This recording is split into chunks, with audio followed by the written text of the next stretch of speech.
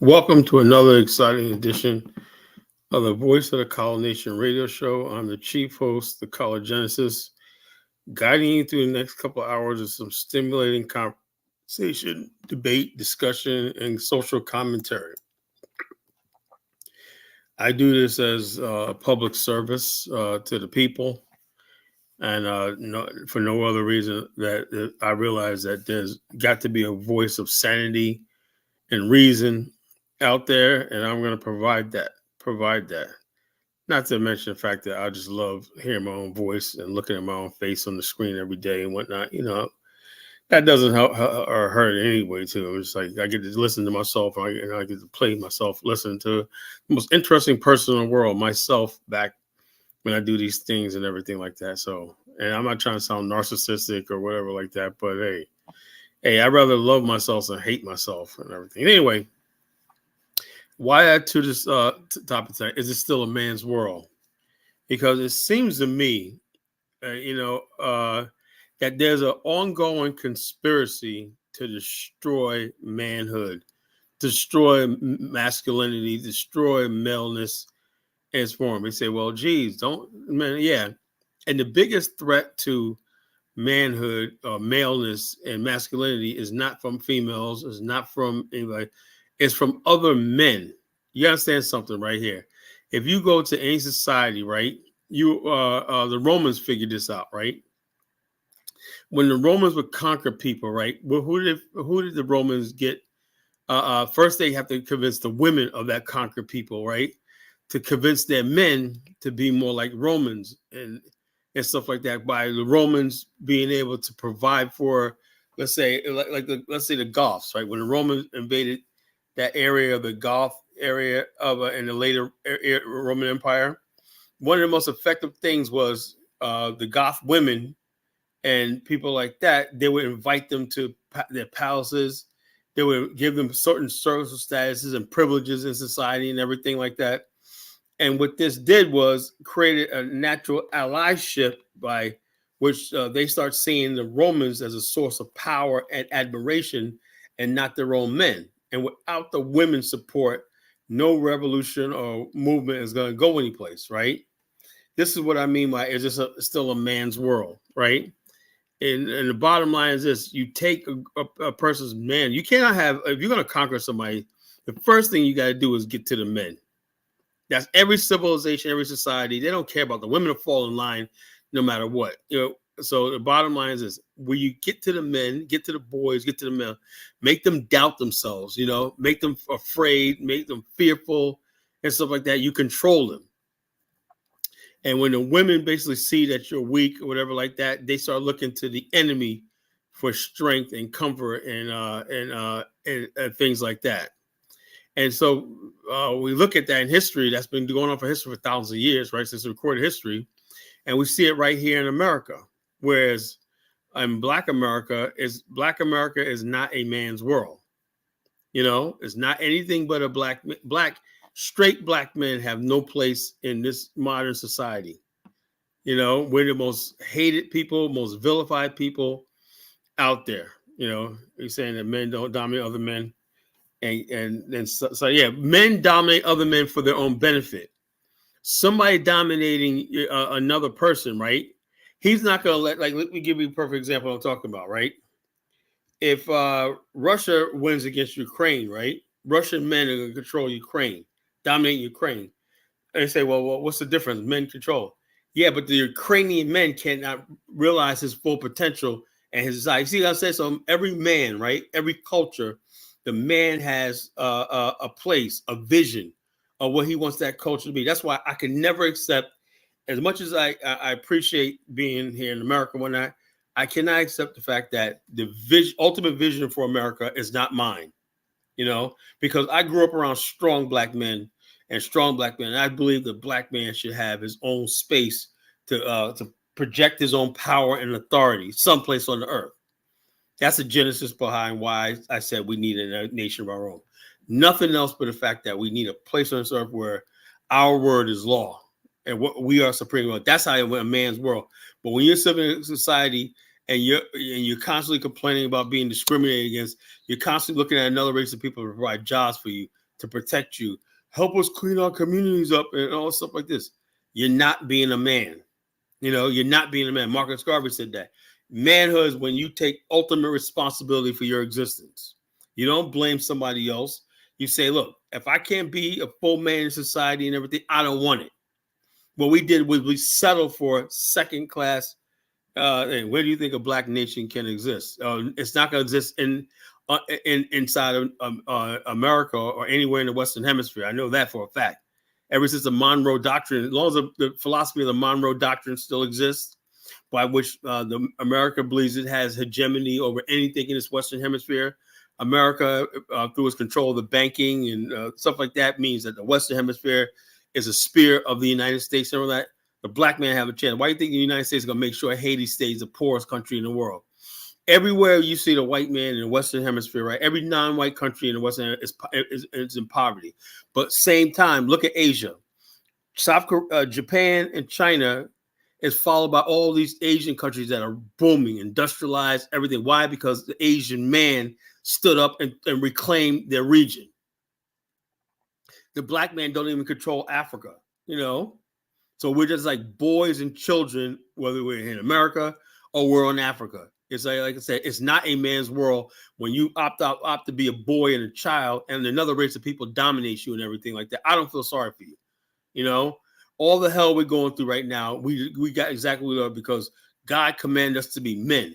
He didn't say beg another man for civil rights and he says build your own. And because you didn't do that one thing that God gave you was a will and desire to have your own, and only God's above you. When you put the white man above you, and when you're still trying to make it in the white man's world, and whatnot. So you're always going to be a boy, a child in the white man's world. You understand where I'm coming from tonight?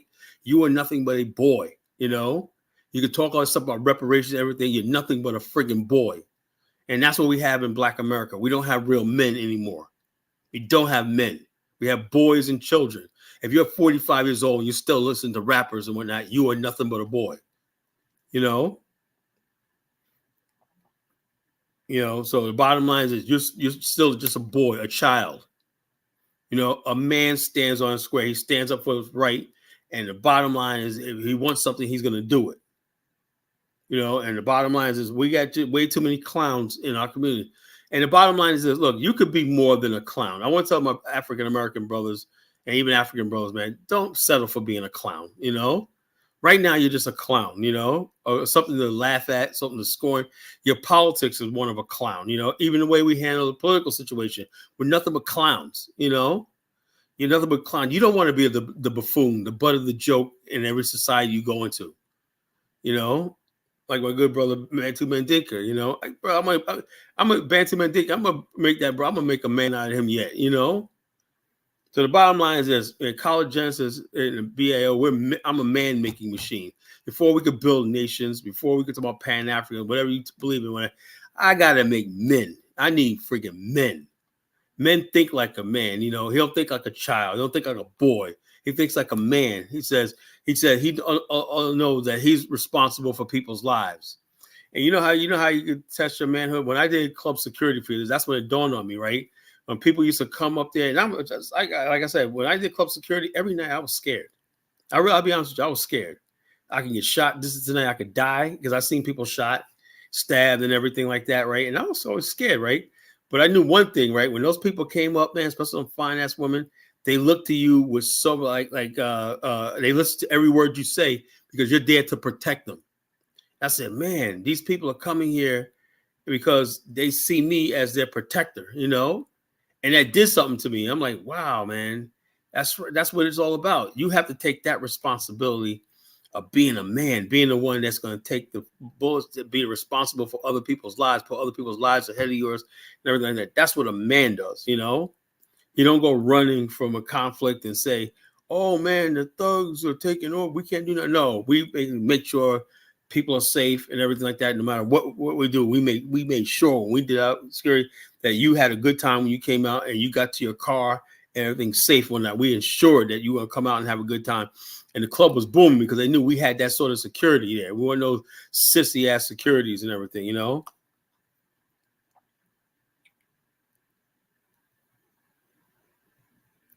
Isn't the key, somebody, Mystic Dime says, isn't the key for men self-efficiency? The father stills that. And well, a lot of our brothers don't have fathers in their life, you know? They don't have fathers and men role models. That's why we have role models. And society gives black men the wrong role. The white America has wanted to make Bill Porter the new image of a black man wearing a fucking dress, you know? And the bottom line is, if you say something about that, no, this dude don't represent us, you know. And the bottom line is that we're supposed to sit back and roll over and let people like Lee Daniels and this guy Bill Porter and the LGBTQ redefine manhood and masculinity. Tell us that there's toxic masculinity, something wrong with us being toxically masculine. That's why they had to get rid of Bill Cosby, what he stood for. He's a man. Bill Cosby was a man. You know, that's why they had to take Bill Cosby. Anybody that's a freaking man in our community, they want to take down, you know, as being uncooperative, you know? Yeah, I think the Black Panthers back in the day stood for something. Yeah, that was the 60s and 70s. But I don't think the Black Panthers philosophy would be any of use today. Now, 90% of the problems in Black America are internal. The Black Panthers and Nation of Islam was only there to deal with an external threat, white people, the police, everything. Now the problem is not that anymore. Maybe some people like Charleston White. Everybody tell you now the problem is the degradation of and the predation of black people preying on other black people preying on their own community, preying on black women, preying on black children, and not taking responsibility being men. That's the number one problem in Black America right now. Men not wanting to be men. And then we have a culture now of people shirking their responsibilities and basically make it seem like it's all men's fault. Let me tell you something. All you have to do is make sure that your house is in order. If you have kids, whatever like that, if you don't have kids unless you're going to marry that woman and everything, you know, and don't have children out of wedlock, take care of your family, right? See your relatives and whatnot, have a relationship with your brother, your aunt, and stuff like that. If you can do that, that's 90% of the problem in Black America is the destruction of the family and destruction, the self-hate and the degradation and everything, which leaves people out there. You have no communion in Black America anymore. No one knows their place anymore, you know? It used to be a time where we had big families and whatnot. We had Sunday dinner, and the men would sit back, would not be served by the women, would be served by. Carl, you're talking about an old lady, but maybe we need to get back to that, you know? Now, if you tell women, men supposed to lead, nah, that nigga ain't nothing. They seen the worst side of us, right? We watched the white man take the jobs away from us and break us down to nothing and whatnot. And so black women think that's the way it's supposed to be. And they get their little degrees, whatever like that, and everything. And they wonder why the community. I seen a video not too long ago where this a woman, she was sounding with her voice sounded like she was really good looking. And she had a son that was 16 years old where I was ganging, you know. And he was like, well, I got the option. She goes, you ain't doing that in my house. When he was telling his mother, what are you going to do about it? You're going to get out of my house with that gangster. You're going to put us all in danger or not, you know? You can't kick me out. You can't kick me out. Now, one time I would be like, yo, look, man, how's he talking to his mother? Like, he calling her B, whatever like that. That's because there's no father in the house. She don't have a husband. She don't even think that's important to have a husband. If nothing else, it's what put that little nigga in check. A real man, a father will come and say, what you say to your mother? And knock him the hell right out in the floor. I'll kill you. You talk to my wife like that and your mother, I'll kill you. We need that again. We don't have that anymore. Now you got women telling, oh yeah, you can do whatever you want, girl, or not. The county and social services is not going to raise a boy in this society. And you turn these boys out in the streets and everything, they never become men. And they have an imbalance of masculinity where they got feminine feelings of emotion and everything like that, but they're still men. And that's dangerous. When you got men who are emotional, like they follow their mother, they're emotional about every little thing, but they're still strong and masculine. And that's what you have out here with thugs. They're really women. You look at thugs, and I know it's easy to break them down, you know? When they find out that all their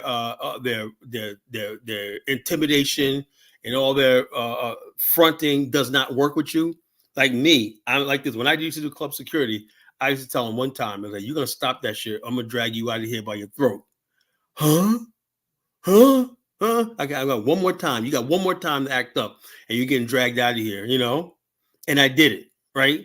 And they're basically like, damn, I can't do nothing about it. Yeah, I'm showing you that there's consequences thing. Why? Because a lot of these guys don't know what it's like to have consequences when a real man steps to them. You can't just run your mouth and do like that when you got a real man or you got somebody in authority. That's why these people that you see in trouble with the police all the time, it has nothing to do with racism or the police. No, it's just people don't know how to respect authority. They refuse to respect authority because you come from a household where you don't have to respect authority. As soon as you're like 12 or 13 and you're bigger than your mother and whatnot, that goes out the door. And your mother can't handle you anymore. So there's nobody around to check you, so you go out in a society like that, and then what happens is you end up getting shot and killed by the police. So the police beat you down and whatnot because why? Society is not going to tolerate you being disrespectful, and people think being a man's tough. Being a man's knowing when to shut up too.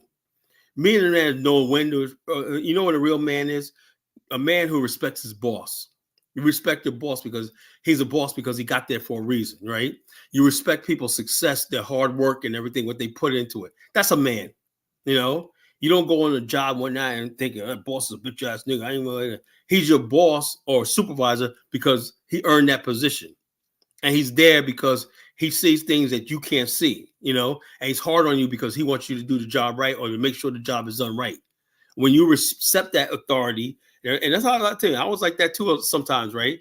It's hard for me to. I was always like that too. I hated. I hated authority, And then when I realized people in authority for a reason, that's how the world's structured, If a man is a person's a police officer and he's here to uphold the law, he's not taking you anything personally.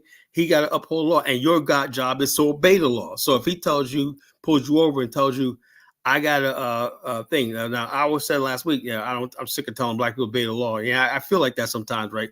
Because it's not being applied to other people. But I still say it's our responsibility to obey the law and stuff like that. Or just suffer the consequences, and be respectful of authority. We work at somebody's job and somebody's your supervisor, do what they say, follow instructions, do what they say. And respect your mother, and your parents, That's how you make a man, A man knows when to be quiet. A man knows that he's not going to win all the time. A man's not always how he wins. It's how he deals with a loss. Oh man, I didn't get a promotion today, but I'm gonna deal with it. I'm gonna stay strong and positive. Hey, it's all good. I'm gonna congratulate such and such because he got the promotion that I wanted and I didn't. Maybe I could work harder. The bosses didn't see something, but I'm gonna work harder and stuff like that. I'm gonna cooperate with him. He's not my supervisor. I'm gonna cooperate. That's a man. You don't sit there and whine and complain, talk about, oh well, I was discriminated against and blah blah blah blah blah. That's a freaking woman.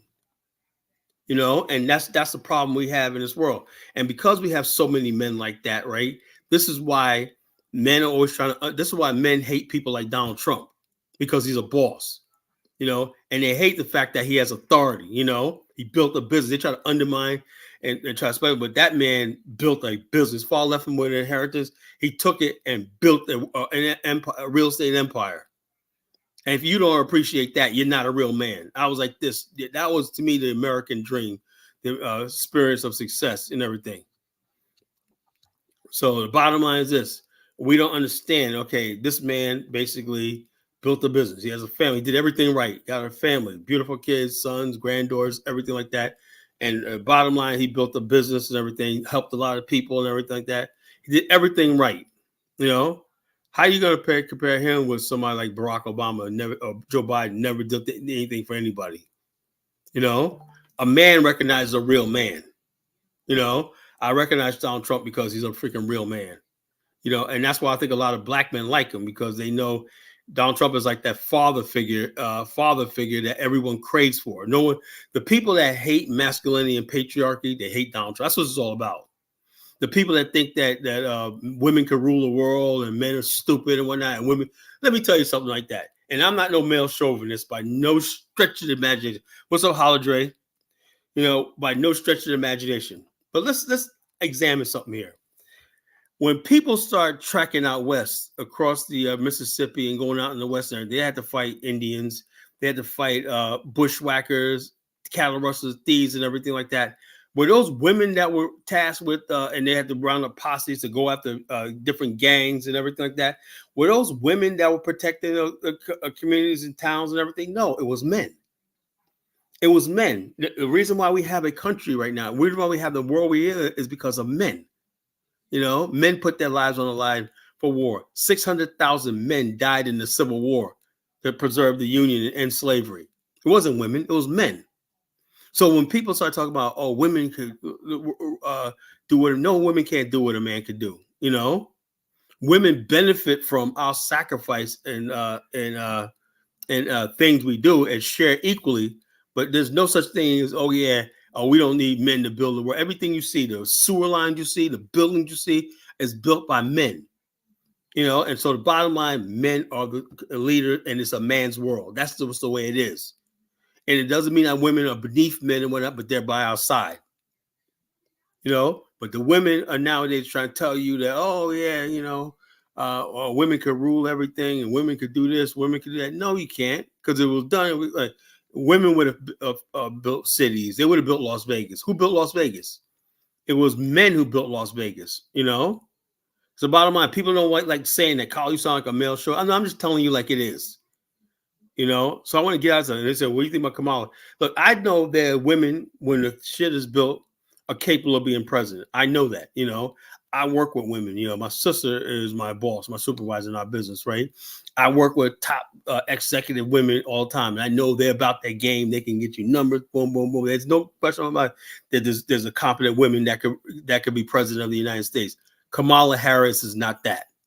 And that's what's the sad part. People want to see a woman so bad that they'll put somebody like Kamala Harris, vote for somebody like Kamala because it's time to see a woman. No, there are women that are capable of being president. Kamala Harris is not that.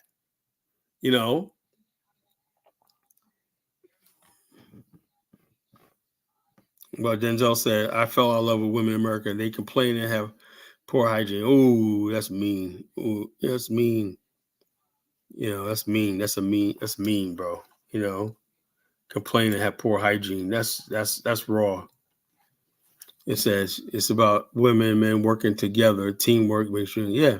The bottom line is this, but you got people out here now talking about making men out to be buffoons, and I don't like the disrespect they have for Donald Trump. All he is a friggin' man. He's a true man. That's all Donald Trump is a man. As in the bottom line, there's nothing wrong with this, what this guy says. I mean, some of the stuff he says about like grab her by the pussy, blah, blah, blah. That's locker room talk. I mean, I've said things worse too. Everybody says stuff like that. Or, but the bottom line is this, he's just a man, a man's man, Mari Shah hitting back said, my man hasn't complained. You tell him, Mari, you tell him.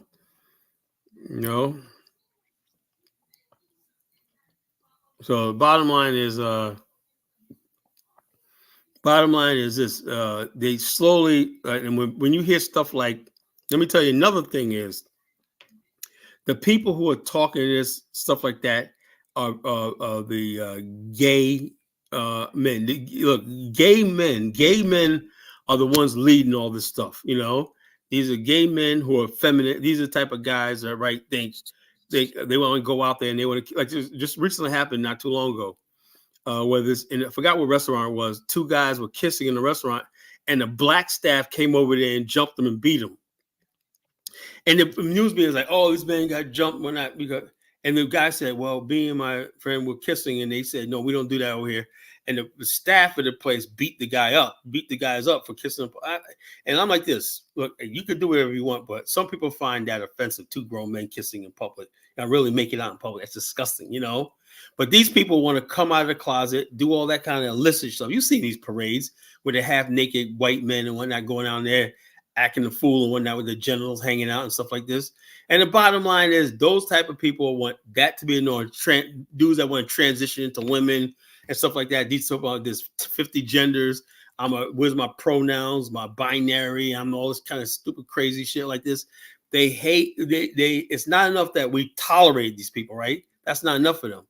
These people want any opposition to them, the only opposition to them are straight men, black men, white men, whatever.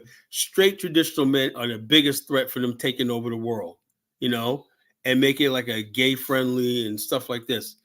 So I asked the question, is this still a man's world? Because they said obviously men are a freaking threat.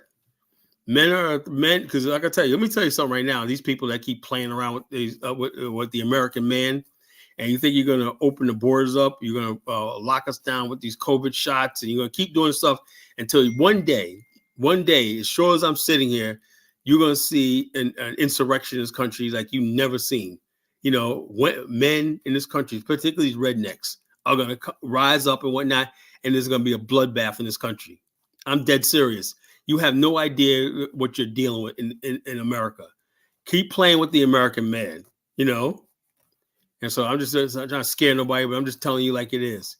You cannot basically have a country that was built on blood, the Revolutionary War, the Civil War, the Battle of Normandy and whatnot, the Pearl Harbor and all the stuff we went through, the labor wars and stuff like that in this country. This country was built in blood and toil, and think that basically you're just going to rewrite America and kick out the people that actually put the work in. It's not work like that. We're going to replace Black America with freaking illegal aliens and whatnot. It don't matter. Don't matter all the equity and sweat they put into this country. We're just going to replace them. Keep playing. You guys keep playing with that, and you're going to see what's going to happen. And you're starting to see what happened now. Just like now, people ask me, Colin, man, what about the Haitians? Look, I have no look. Bottom line is, they're on their own. I don't know what's going on with them, with the cats. And right now, I hear like the Haitian community is rioting in Springfield, turning over cars and stuff like that. So there's more to it than that. So why should Black America, we basically who are established here, why should we care about people who basically come here? They don't respect us. They don't believe in Black unity and everything. And they come here and they're like, I feel bad for them, right? I think part of it is the United States needs to stop meddling in these countries' business, right? Every time you see refugee crisis in America is because the United States has been meddling in these countries. It was your favorite president, Bill Clinton, who first invaded Haiti. That's when Haiti's problems started. In 92, when Bill Clinton invaded Haiti, and basically they tried to reestablish Aristide, then they took him back out and whatnot, And the bottom line, Haiti has been a mess ever since because Aristide let them come in there and destroy the Haitian rice market and stuff like that with rice growers from Arkansas and everything. Haiti has been a problem ever since the 90s, So the bottom line is this, so now when you got these people and the island of Haiti, the peninsula in Haiti, not an island, the peninsula is descending into chaos. Now you want to basically get mad at them when they have to come to the United States. That's not fair. That's not right. If you're going to mess up that country, if you're going to bring them here, make sure they're properly provided for. If not, leave them where they are. But they just basically dump people in the community and give them no means to really survive. They got them stuff like that. That stuff that they give them, those benefits and everything, is not for everybody. What about the people that are undocumented and the people that can't qualify for that stuff? They're just left out there to their own devices, and that's what you have right now. So it is what it is. Well, back to the topic: is this still a man's world? Right? There's people in the world that don't want to make this a man's world. I don't know why people think that your little college degrees or you got what gets me is people got sociology degrees or journalism degrees, and they get up on TV like they know what they're talking. You see, look at MSNBC. All those people up there forget uneducated, seem like they're illiterate, dumb, educated. Kamala Harris won the debate. Oh my God, blah, blah. And the way they talk about Donald Trump, none of them have ever built anything. This man built an empire. He basically rebuilt the skyline of New York. None of these people could say that they did, and he was the president before. But yet they talk about him like they're nothing. Why? Because it's okay to talk about men. It's okay to emasculate men. And the bottom line is, I seriously doubt the females in this country, particularly white females, are going to let you. When they see Donald Trump, they see their fathers and everything like that. That's what's going to happen. You're going to be shocked when the exit poll showing that majority of white women is going to go for Donald Trump. Why? Because they see their father. They're not stupid. White women aren't stupid.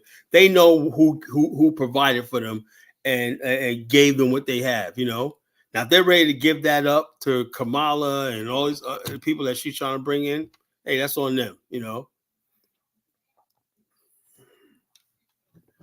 Okay, as an African, I surely don't promote Mzungu as a real man. Look, the bottom line is this, Baruti. You ain't got two dimes to freaking rub together. You know, Donald Trump is a fucking man, you know, and you can get off my show with that shit. I don't give a damn what color he is. He's a fucking man.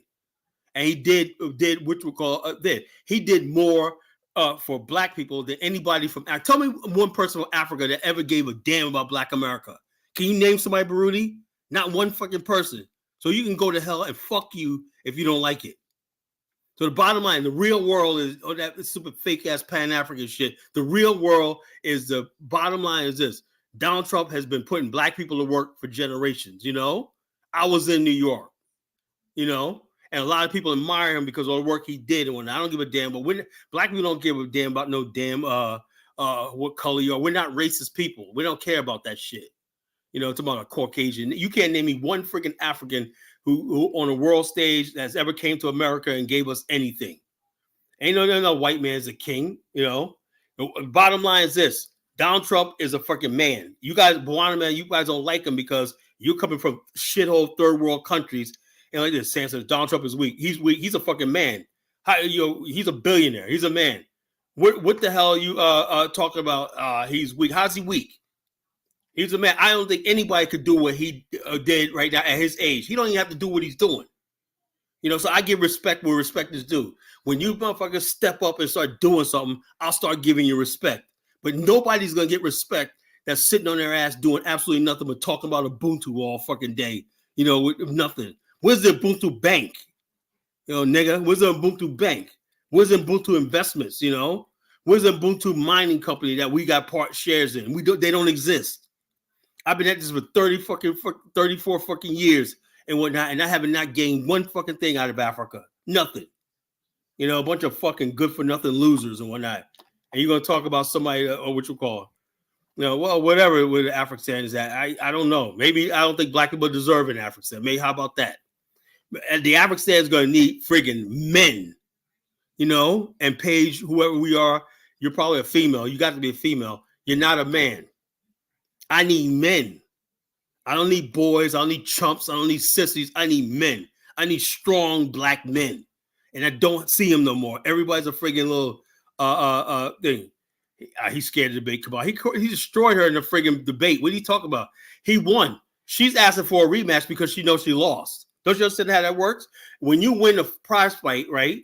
The prize fighter who won don't ask for a rematch. The loser asks for a rematch because they want to do it over again. You know,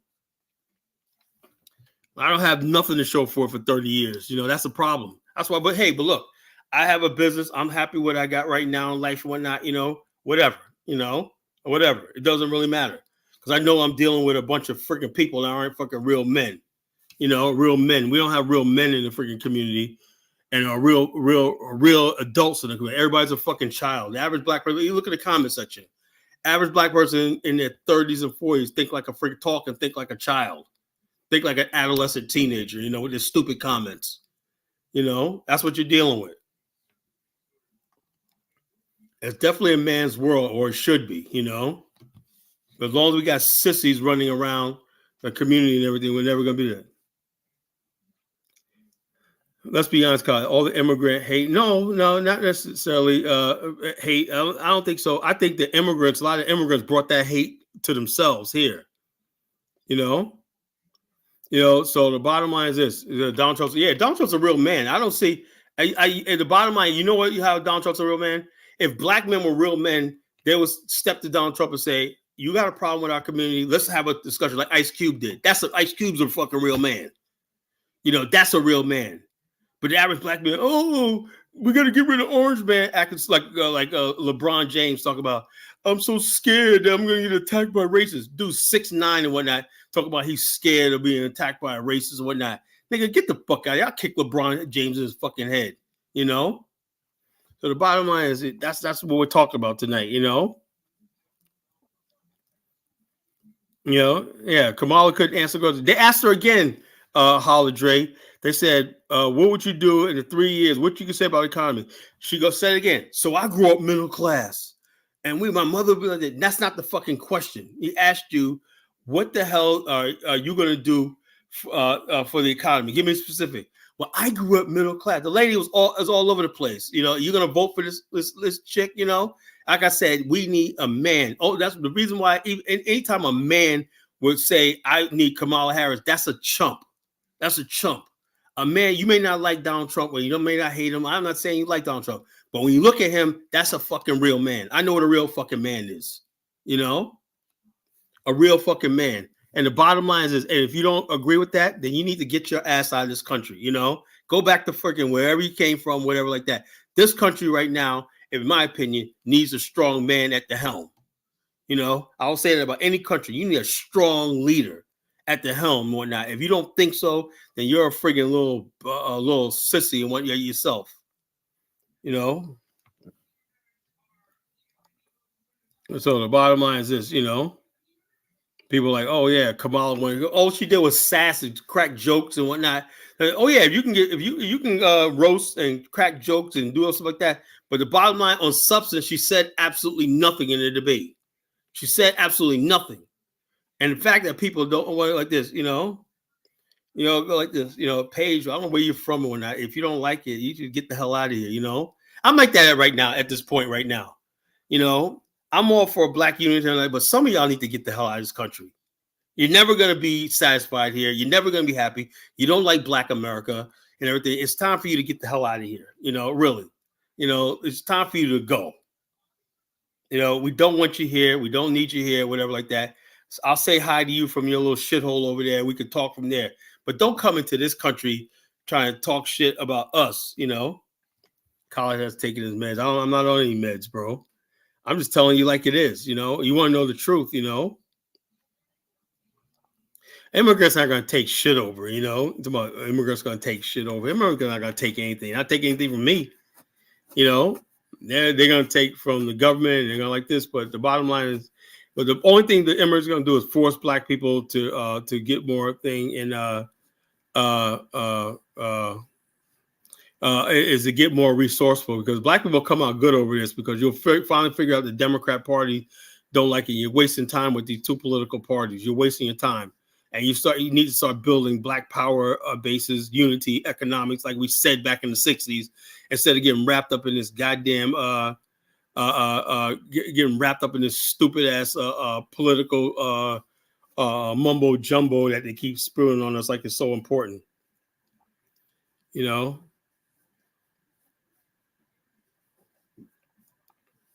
The first Jamaican president. What a stupid! This is the stupidest thing I ever.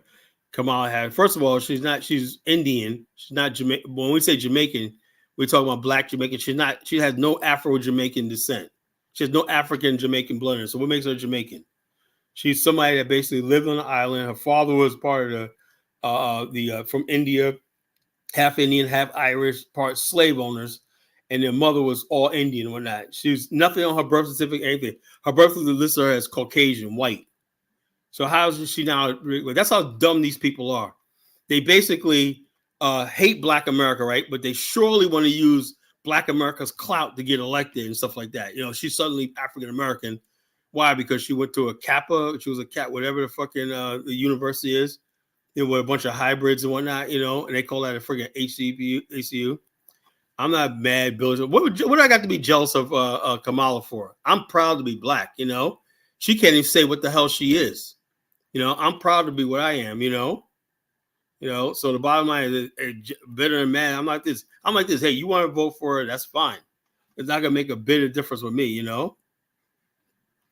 So the bottom line is this. Yeah, the bottom line is this. If she don't have her father's not black, you know. He's fucking dark-skinned Indian, you know. He's dark-skinned Indian and freaking Irish. He's not African, you know, of descent. She has no African descent in her. You look at her hair, Kamala's hair and whatnot. She has that dog hair. She's not friggin' black at all. She's a friggin' white. She's probably white passing Indian. You know, so everybody wants to be black and whatnot because they want a black America. That's how pathetic you people are. You fail in your own country. right? And talk shit about Black America, but you can't go back to your country and fucking make a living. And then you can't get elected and everything. Like a Barack Obama. You think Barack Obama could have got elected if he was calling himself a Kenyan? No. He had to be the so-called first African American, you know? All these people can go to hell for all I care. All these people, and that's just telling the truth. Everybody wants to be Black when it's something to benefit, but nobody wants to deal with the responsibility of the African American community, but just use us for clout and everything when they need to. So I'm open up this chat in a minute, you know, this the lines in a minute, you know.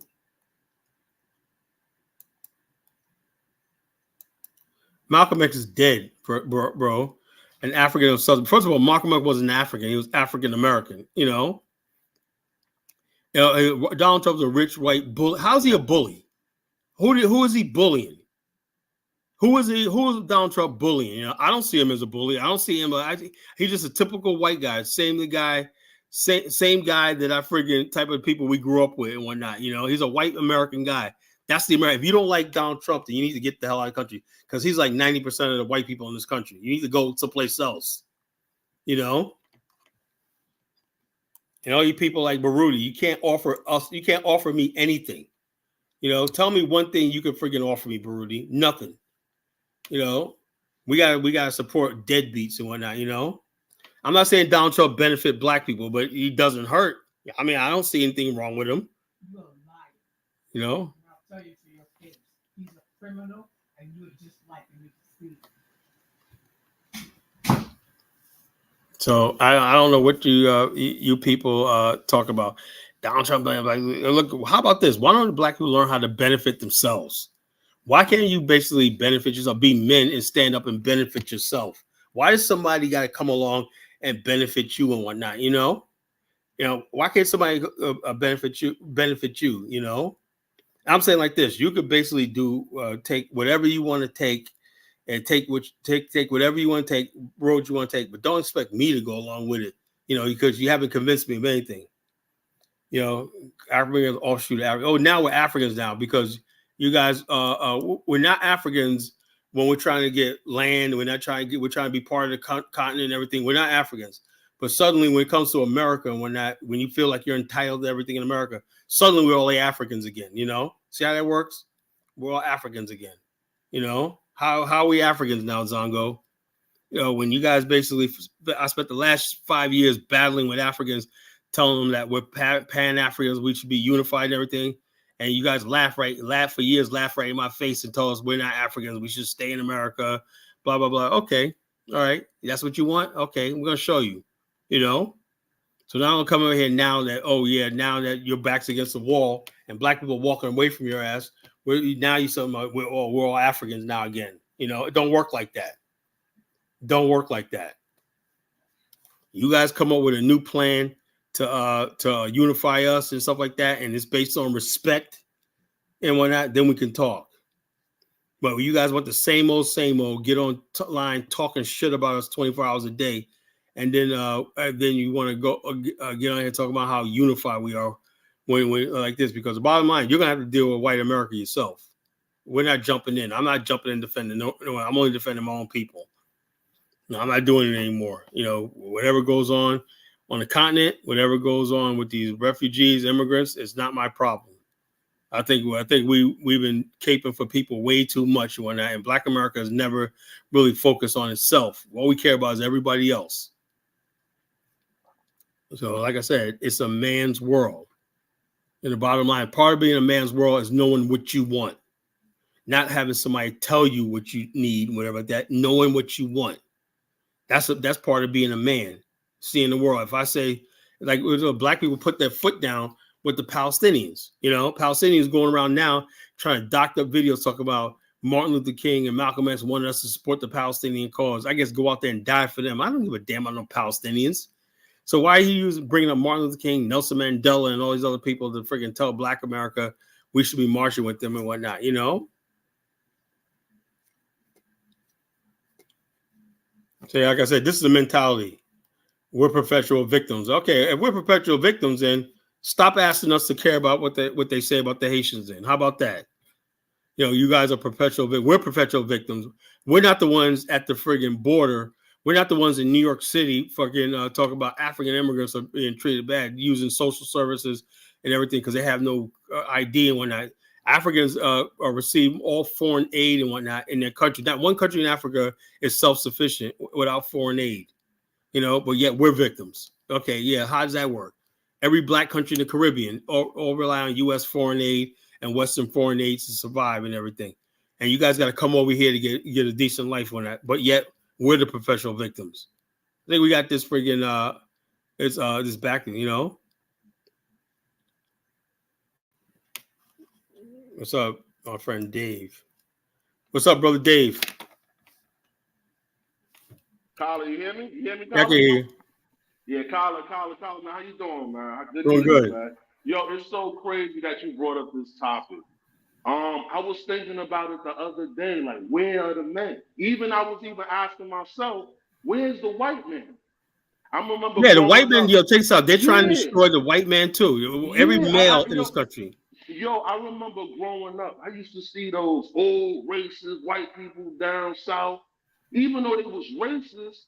But even those old racist white men, they was racist, but that racism even kept black men strong and kept them on guard. That's what I'm saying. So that's what I grew up in. Yeah, I grew up in a racist country. It made me strong. Yeah, it made us stronger. Like, Dad, I know he's a racist, and I know it was another black man too that's gonna stand up and be a man too and say, no, you're not gonna do this or you're not gonna do. And then it's like now.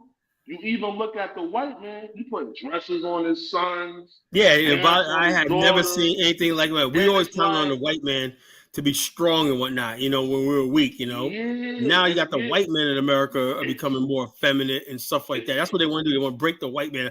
Even, remember when they did that Love and Thunder, of Thor's Love and Thunder?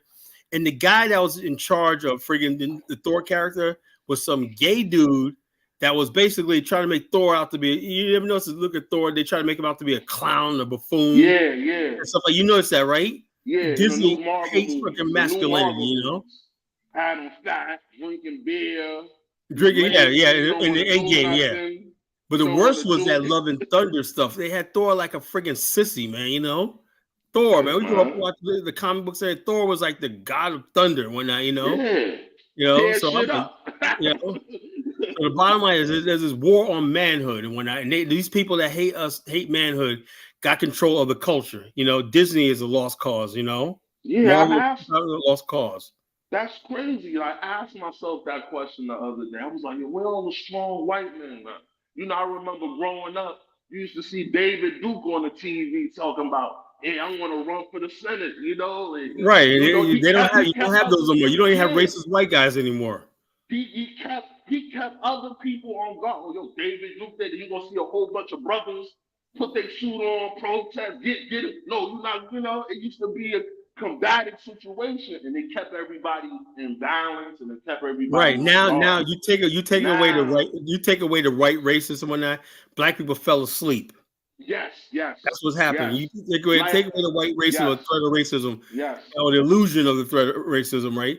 And black people fell asleep, Are you so this right? This guy, Mr. Untouchable. This guy's a clown. I want him to call in. He's a freaking coward and a clown. I want him to call him a freaking so they eat him alive. He won't call in. The links in the chat. He won't call in. Or just sit in the chat room. That's what I'm gonna start doing. And people start talking shit in the chat room, right? Except for a couple of people who will never call in, like Ant Nam, like that. But somebody like this, who I don't know, come in the chat room, and I'm gonna ask you to call in. If you don't, I'm gonna ask my moderators to remove you. I remember it was so many strong white men that it created strong black men. Yeah, the reaction to that was the Nation of Islam. With the Nation of Islam, the 5% Nation, all that. That was all basically a response to the racist system we were in, Not everybody's a damn sissy. And that, like you said, everybody's soft now. They sissies. Everybody's a Roland Martin. Everybody's a Roland Martin. And Jonathan Capehart. How the hell is that representing black? Jonathan Capehart, Tanisi Coates and whatnot. What the hell? You saw him crying in front of the Congress about reparations. Black people went through so much. A grown-ass man started breaking down crying in front of the world. How the hell? What the hell's the matter with these niggas, man? You know? Yeah, man. It's so sad. Like I feel like we needed that element even from white people. It's like the racism too kept us on guard. It kept us strong. It kept us, Yeah, Marcus Garvey alert. said that. Marcus Garvey said that. It You was know? like it's crazy. And then it's like I think that's why too a lot of people wanted somebody like Joe Biden, especially black people. They wanted Joe Biden because they're like that. We just want to relax again. Seeing Donald Trump every day, it makes us gotta get back, be strong, and Yeah, we gotta be strong.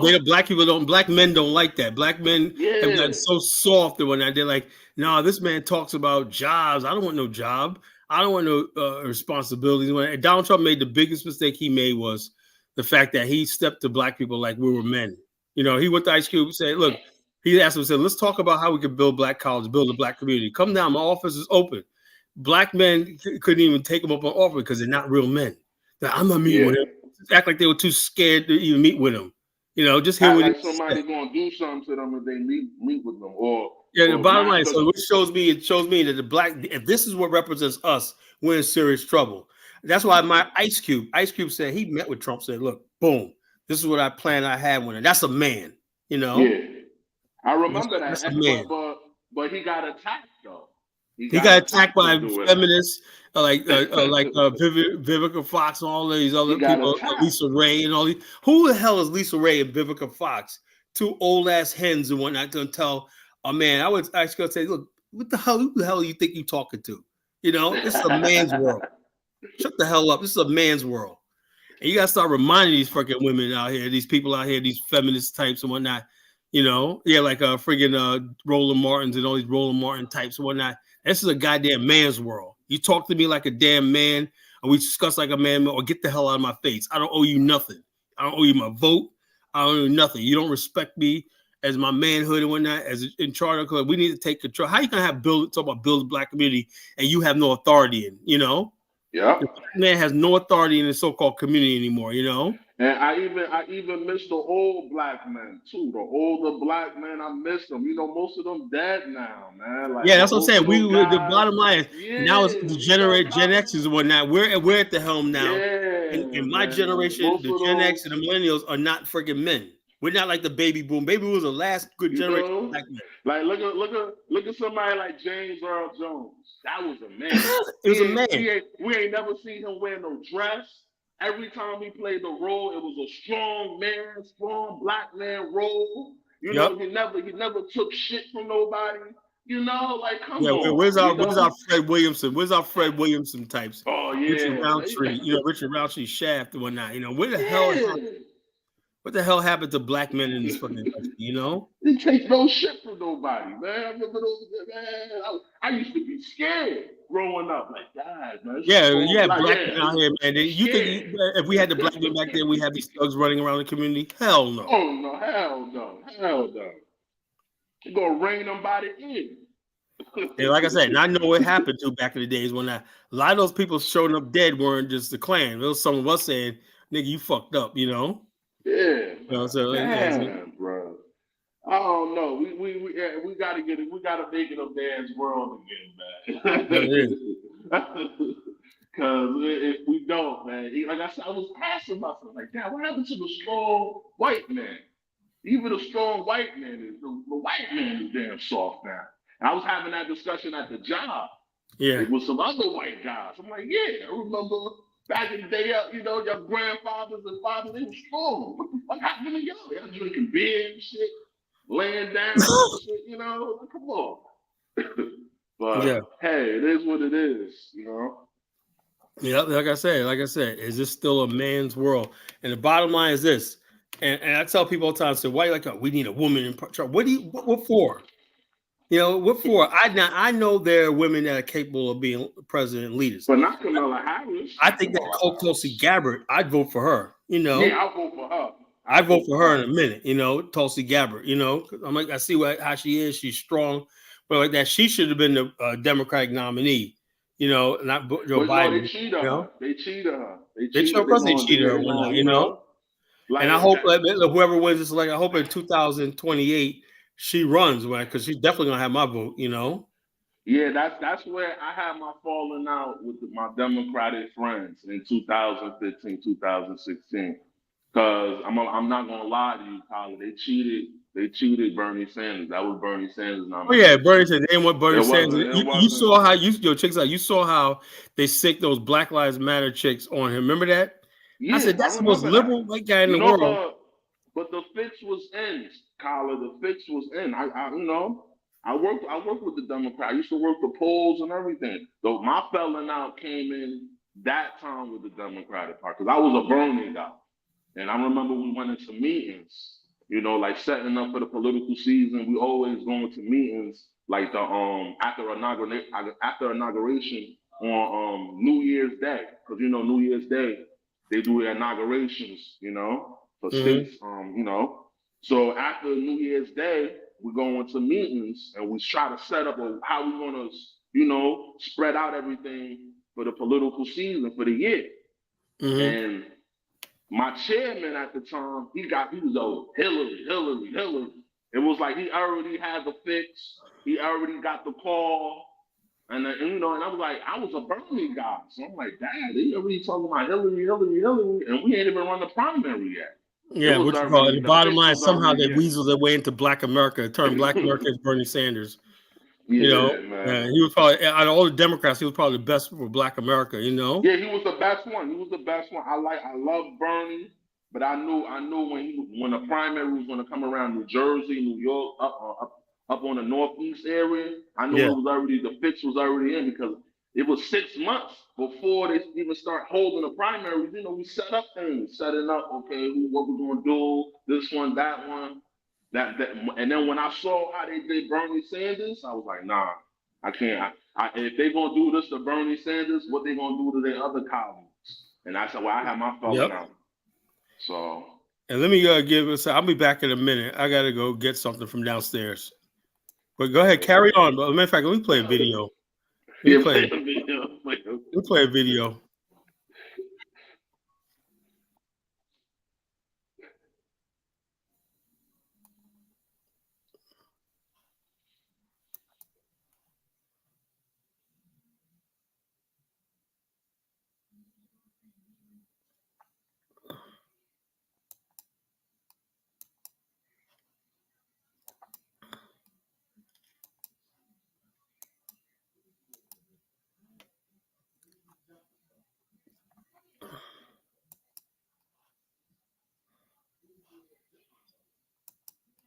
Once the slaves reached the plantations, they lived in cabins like these beside the main house. Here, many words that came into Gullah from African languages have found their way into standard English. Words such as banana, which comes from a Wolof language spoken in Senegal, and voodoo, traceable to an African word for spirit in the language spoken by the Yoruba people. Other African words which have entered standard English include the animals, zebra, gorilla, and chimpanzee, the musical terms samba, mambo, banjo, and bongo, and the food and plant names guba, meaning peanut, yam, and gumbo, meaning okra. African compound words were translated, giving English terms like badmouth. And nitty-gritty originated as a term for the grit that accumulated in the bilges of slave ships. As well as vocabulary, Gullah employs some grammatical features that differ from standard English. If someone say, "Honor going for do that," I be done to them. Okay, so they ask you, "Are you going to do it?" I already did it, and I did it a long time ago. Essentially, is what you're saying. I be done to them. I done do that. You see, so if you hear somebody say, "I done do that," that means they did it and they did it a long time ago. And why are you asking me it? Or again, basically, so it's a lot more going into it. So if someone said, "Well, Hunter going over there," Hunter done yet they say you're going over there. I be done yet that, but it done do that too. But I didn't go in there, but they ain't be did it. Why Hunter ain't be did it? When I be did it, Hunter ain't be did it. You see, so it's like, well, you were going over there. Yeah, I already went there. But when I went, you weren't there. But I was there. But you're right. I wasn't there when you were there. Phrases like these have a rich and economical expressiveness. In other ways, Gullah and other Black Englishes have stripped down their grammar. They drop verbs like is, use don't where standard English says doesn't, and omit the apostrophe and s that standard English uses as a sign of ownership. This kind of simplification is common when languages meet and emerge as a new hybrid. It's exactly what happened when Saxons and Danes dealt with each other in England in the 9th century and changed English grammar forever. But in this case, the changes were mistakenly taken by many white observers as evidence that black speakers just hadn't got the intelligence to speak the language properly, that they were simply trying and failing to copy white speech. In fact, they were adding to the language. Now listen here. You know, some people say they're your friend and thing, but they ain't always your friend. Like that bird rabbit, that boy know he ain't nothing to him. You hear what I say? That cutter was slow motion, and that bird rabbit just as slick as him wanna be. But black speakers had their own tradition of performances that showed just how flexible and expressive their language was. They told stories, and they're still told today. And now Hong Kong come, and oh, I tell you, bird rabbit, he'll kick off and lick at his split. I said, Brer Rabbit is a direct descendant of animal tricksters who feature in African folklore. I said, Bird Rabbit, you to tell the truth about Cutter? He said, yes, sir, ma'am. I said, you lie, ting, ain't no truth in you. Ain't no truth in you, no way. But folktales weren't the only thing that fueled dreams of freedom. With English, the slaves had learned Christianity. White society thought it would teach obedience. The Bible became as central to the lives of the slaves as it had been to the first settlers in New England. But the message they found in it wasn't obedience. It was liberty. Once again, the Bible in English became the book of freedom. Yeah, Jesus calling. Who I want to go? Yeah, Jesus calling. Whoa, who I want to go? And he's calling for the sinner. Who I want to go? Oh, children, who not better get ready. Jesus be coming back. Who now want to go?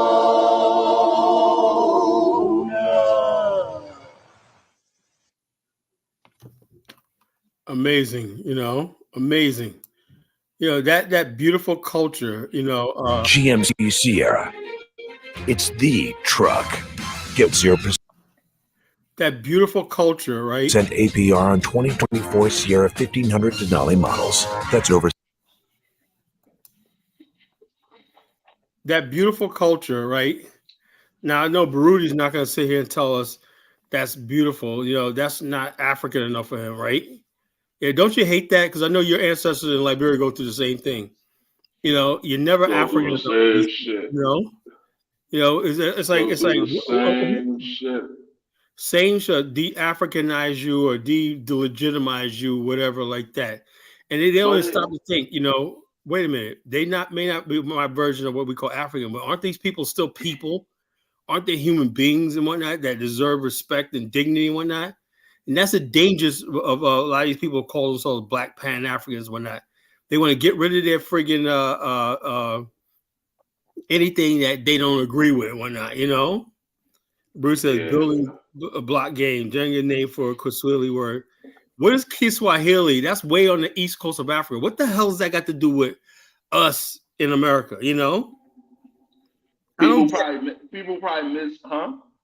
What you say? I don't get it. No, people probably try to misexcuse what I'm saying about David Duke. You know what I mean? They know exactly what you mean. What I'm trying to say is, when we saw David Duke, you're gonna see 100 black men coming strong, going against him and denouncing suits, ties, people in industry. And now that when we saw David Duke, it reminded me of something. David Duke got like 15% of the Republican vote in the primary of 1992. Remember that? Louisiana, I think it was Louisiana. And he almost won the governorship of Louisiana. So you can't do that. That's what made black people like, yo, these people. David Duke said on camera, he said he was hoping if he ever got governor, so he would institute a race war against black people. We were on high alert back in the 90s, Yeah, so you on high alert. We were on high alert back, and people understand that, what we was going through. Strong, you gotta start training, you gotta get ready. And that all that culminated into the Million Man March. Remember that? I remember that. I remember what Spike Lee made that movie, Get on the Bus? Get on the bus. That was a couple years after the Million Man March. When the Million Man March happened, white people were like, their heads was standing on their heads. They couldn't believe, and they'll say, I'll never forget that. all of a sudden, at the last speaker, right, the keynote speaker was Farrakhan, and everybody kept saying the pandemonium, saying Farrakhan, Farrakhan, and everybody's like was like bracing for him to enter. He made this grand entrance and whatnot.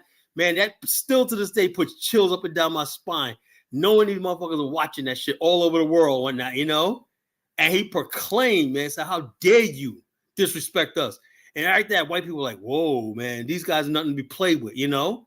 And that's the point we was trying to make. Stop fucking with us, you know. And the point was made. Only thing we didn't really follow up on that, you know, because we got into niggerism, you know. We let the Negroes take over and whatnot, you know. But the statement of that Million Man March was like telling the world who we were. A lot of people say, "Man, I never knew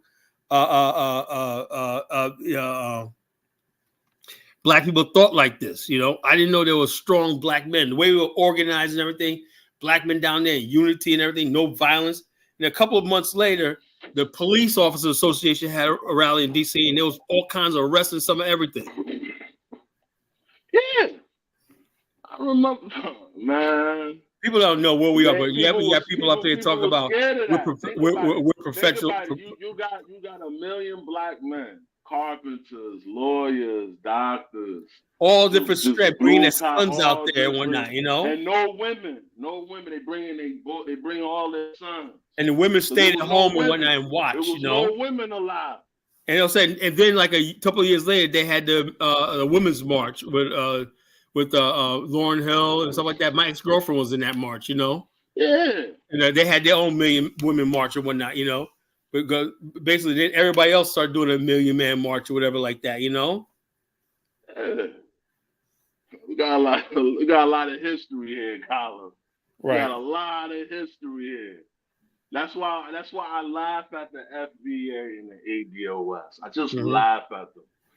So now y'all want to rewrite 200-300 years of literature? Yeah. So these guys are crazy, nuts. Yeah. The pretendians, you know. The pretendians.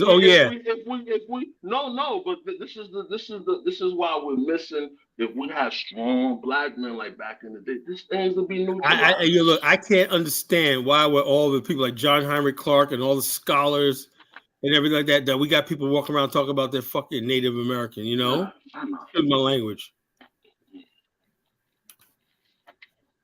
I know if Amos Wilson was alive, it should be neutralized. Yeah, the bottom line is this. And the reason why is because instead of looking at slavery like men, Mary says she wants me to take her. I'll get to it, Mary. As soon as I get the chance to go in the thing, I'll remove it for you. You know, no problem. Ain't no problem. She wants to turn in her wrench as a moderator. That's okay. But the bottom line is this. What we have is this. Instead of black men saying, yeah, you know something, slavery was a loss. It's painful. I know that's painful. Knowing your ancestors. Slavery is painful. It's painful. But what you don't do is run away from it, you know? You stand up like a man and say, what can we do for the future? You know? What can we do how do we basically redeem ourselves from slavery? And the bottom line is black men refuse to do that. You know, they want to get into drugs, they went into crime. And don't get on. You got to redeem yourself from slavery, you know? Yeah, you got to redeem yourself. And reclaim your manhood, you know? We got to reclaim our manhood. People don't want to reclaim their manhood, or they want the manhood, and that's why shit is going left for us, you know, in this country. You know, so that's what it is, you know. Well, we don't want to be men, you know. We look at the political situation right now. You know, you got doofy ass Steve Harvey. How do these people talk for us? Steve Harvey, come on. You know, D.L. Hughley, come on. You know, how these aren't even fucking real men. You know, and they're out there talking for us, and they're gonna talk down to you like you better listen to what we got to say. Who the hell are you? You know, you guys haven't built nothing and everything like that. You know. Oh man, Steve. Those are celebrities, you know. They paid pawns, man. And they're openly basically saying we don't give a damn about the black people as long as they personally benefit, you know. And that's why people are going hard for Kamala, because they know they're going to personally benefit. They don't even hide it anymore. You know, they ain't hiding anymore. So what's in it for black people? Well, nothing about black people. You know, they know they're going to benefit. They're going to be invited to the White House and all this kind of stuff like that. That's all they want to do. You know, that's all they want to do. You know, how Jay said, Democrats want sassy boys. Yeah, that's all they want. You know, they want to turn us all to sissies and just people that run their mouth on that. You know, yeah, I'm scared of that orange man, dude. You're a fucking grown ass man. What do you think about LeBron James talking about he's scared to walk out of his door because of racism? Remember when he said that? Yeah. Back in 2020, right? Dude, the nigga is 6'9". 6'9", 275, 260. That dude is 260, big, 75. you know? A freight train talking about he's scared. You scared. What the hell? I'm like, freight dude, train on a basketball court talking about he's scared.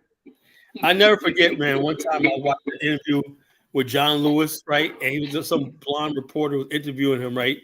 And she goes, I know things have been tough all these years of civil rights. And the nigga just started bawling, crying. Yes, it has. Yes, it has. Dude, man, in front of a woman, you know? Yes, it has. He put his head down there and started bawling, crying and whatnot. Yes, it's been so hard. I've been fighting to do the right thing all my life. Blah, blah. Dude, you never show freaking a weakness, emotion like that. You don't do it, you know? Nah, you never show it. You know, so you never show emotion and weak, you know? You know, so what you call it, you know, so what you call it. So that's what it is. I'm getting some more people on, man. Look, yeah, I'm opening the panel up. Coming on? I'll put the link in the chat room again. What do you people think about the topic? You know, George Floyd was 6'6". Yeah, but George Floyd was on drugs. You know, yeah, he was a fiend. He's equivalent to a fiend. Yeah, that dude was on drugs. There was more to it than that people let on. You know, bottom line is, how is he celebrated more than anybody else? People legitimately died and they would have a George Floyd. George Floyd got a statue. Yeah, like I said, the world's going crazy. You know, you get George Floyd a statue on that. You know, I'm like, I think they, you know, George Floyd.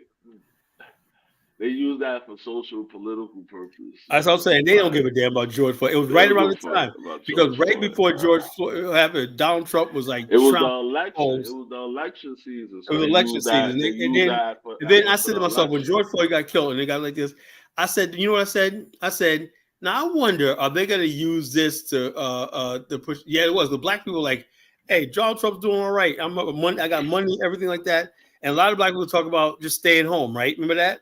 Yeah. George Floyd got that drug out. Like, y'all got to get out there and vote. What does getting out there and vote have to do with George Floyd?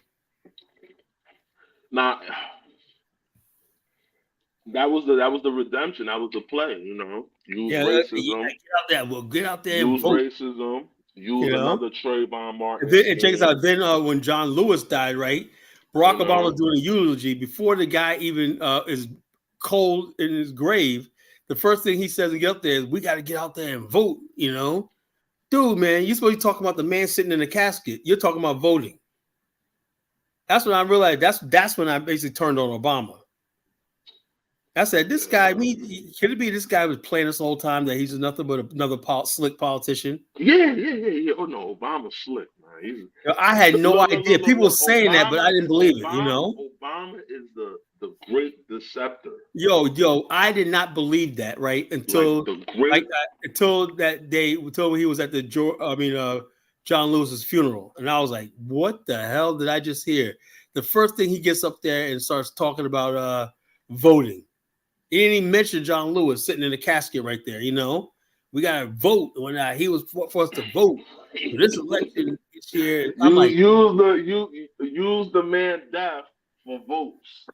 I said to myself, Obama, and what made me mad was is that I was always defending Obama. I said he's a good man, blah blah blah. When after that, I was like, what the hell, you know? You know that's what he do. Yeah, he'll always have a social and political situation like a Trayvon Martin, something with racism, something. He's gonna have it going, you know, and use it. You know, that's what they did with the George Floyd situation. All right, Right. boom, we get Black Lives Matters involved.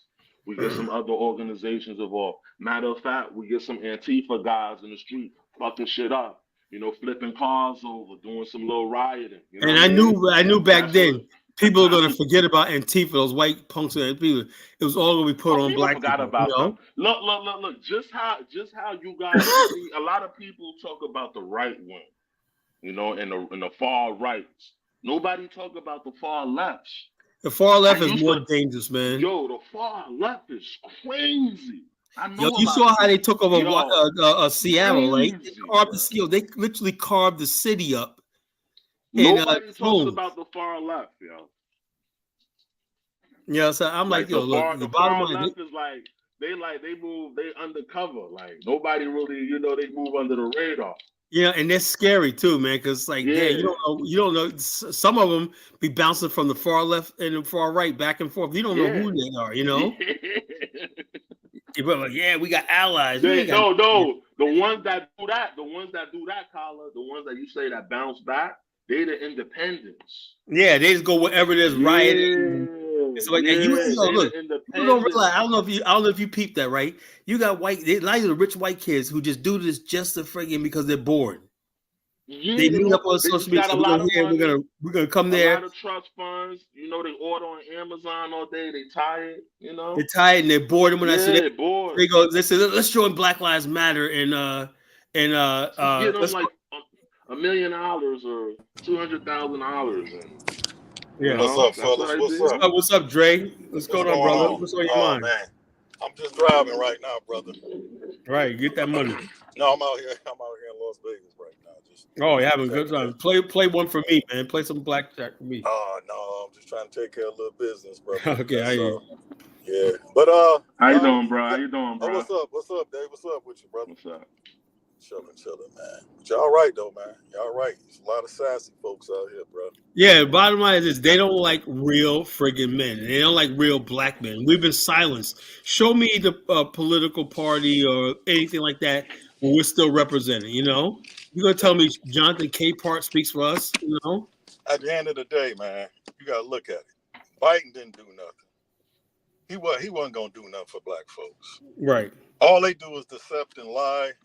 That's what that party good with doing. They like to do a lot of deceiving. Check us out. What do you think about this, Dre? I said if Kamala wins, get this, she's gonna be the first time a Democratic person won and didn't even lie about doing something. Do something with black people. That means they don't have to going forward. You don't have to say nothing to black folks at all. Bro, I looked at that whole debate. I looked at it like not the day of, the day after. And this chick didn't answer not one question. She like he asked her. I couldn't believe it, bro. Check this out. They asked her the same question the other day on CNN. They said, "Well, what would you do differently about the economy?" Well, so I grew up middle class. Right. She didn't say yes or no. That wasn't the question. Then they asked about the immigrants. She didn't say nothing about what's going on with the immigrants. She didn't say anything. She just said about hope. See, they like to use those words, hope. And hope that we can get the economy like this. Vague and abstract. The vague and abstract. Yeah, all this hope. Nobody want no hope. They want to have their bills right, their money tight. You know what I'm saying? And bottom line is this: all of a sudden, what's going on in Springfield, Ohio? Her and Biden did that. You know, they airlifted a bunch of Haitians and dumped them right in that town and whatnot. And that's if she wins, that's going to happen to a town near you. That's going to start bringing people from the third world and just dump them right in your community. You got to deal with it. Yeah, man. It's just, it's all bad, bro. Yeah, so the bottom line, Black America, I don't know. We have no way of protecting ourselves whatsoever. Yeah, they got to stop going with these emotional picks, man. You can't be emotional, man, when you're making, the most serious thing in the world is voting for the president of the United States. It ain't about, like, people in the chat room. This is why I said I had to put a brakes on this Pan-African stuff, Because people really think that, like Baruti, Donald Trump's a white man, a Caucasian. Look, he's I'm an American. I live. Biden's a white man. You know what I'm saying? Biden's white too. They act like Biden not white. Kamala's white. What are you talking about? So the bottom line is this: I live in this country, right? It's in my best interest to make sure whoever is the best person is in that White House right now. His policies. Let me give you an example. I'm gonna tell you what I do for a living. Right, I'm in the healthcare industry. Right, there's a thing called Title IX. Right, which is part of the Affordable Care Act. Right, that was kicked in back in 2000. What year was that? 2021. 2021. It came in. It states that that was thrown into the Affordable Care Act. Right, and it's called Section 1557 of the Affordable Care Act.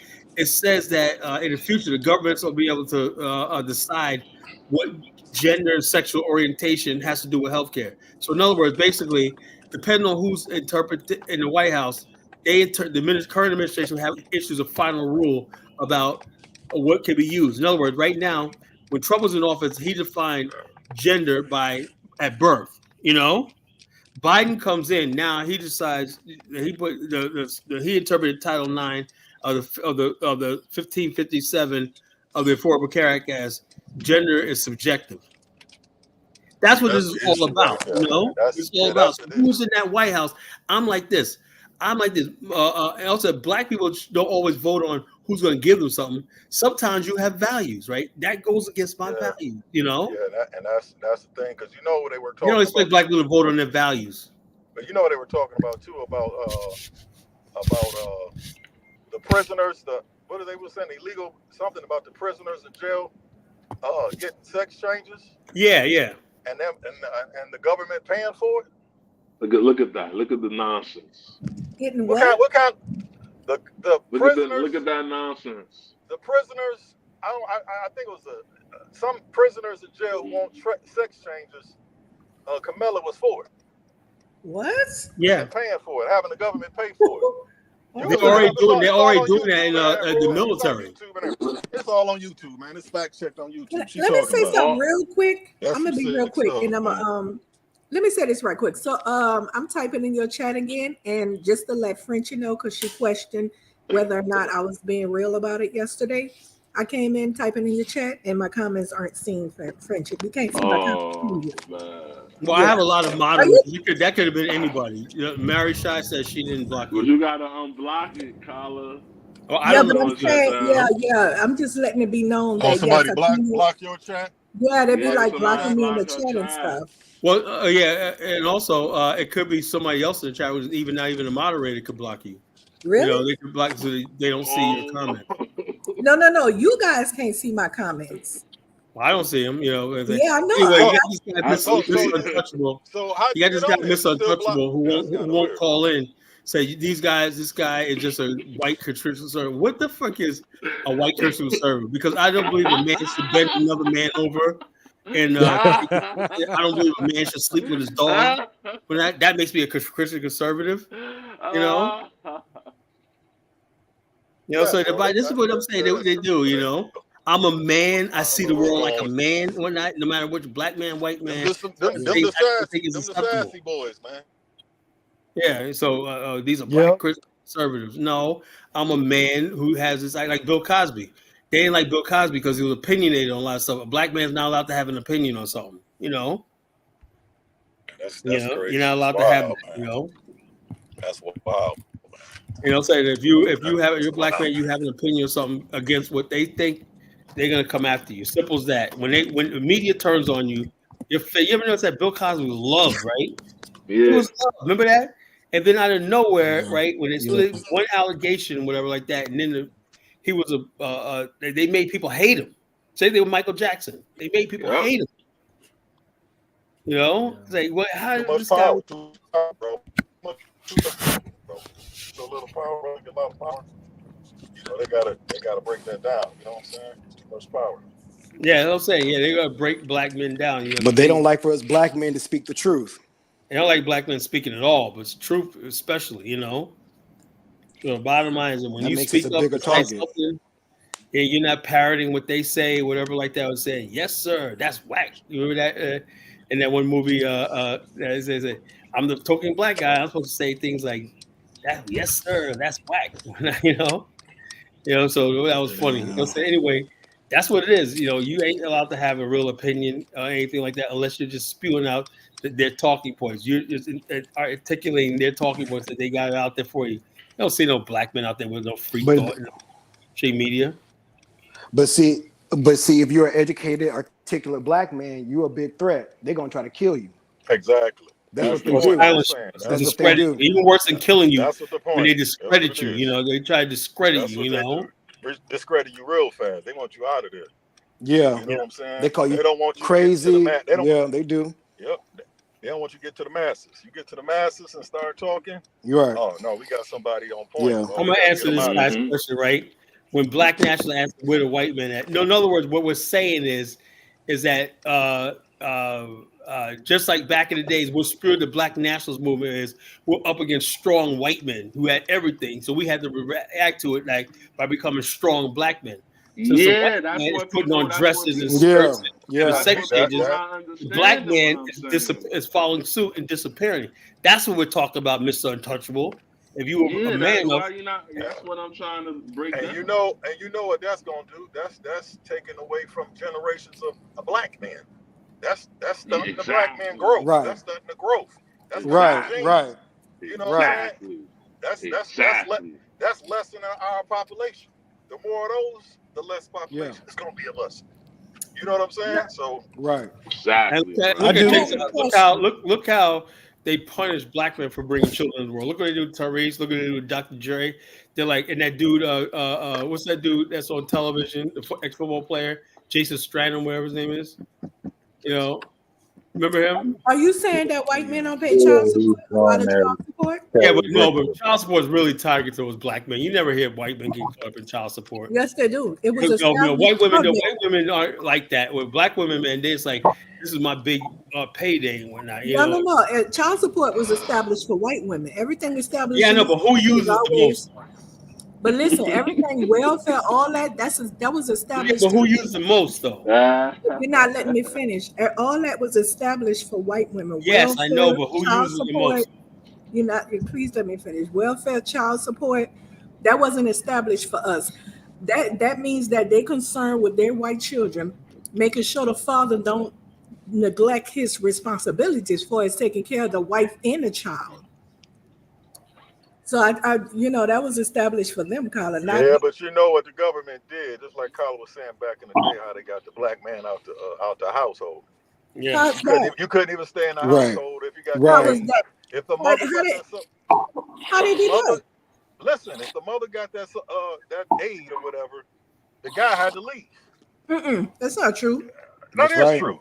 I grew up That in a is true. project. That is I grew true. up, I let grew me. up in the projects too. That is Chantal. Okay, true. I grew up in the projects. A And man you're can't not stay in gonna a sit here and say you ain't wait. see How a you gonna? bunch of men living in the projects, sir, because they had a No, bunch of you men. ain't listen. You ain't even listen to what I'm saying. You just talking. I said when it's a couple together and she's on aid, the man he can't stay there.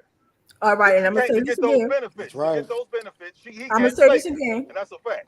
Okay, so I'm gonna say this again. They Yeah. had a lot of women in the project getting benefits, right? You With men in their projects.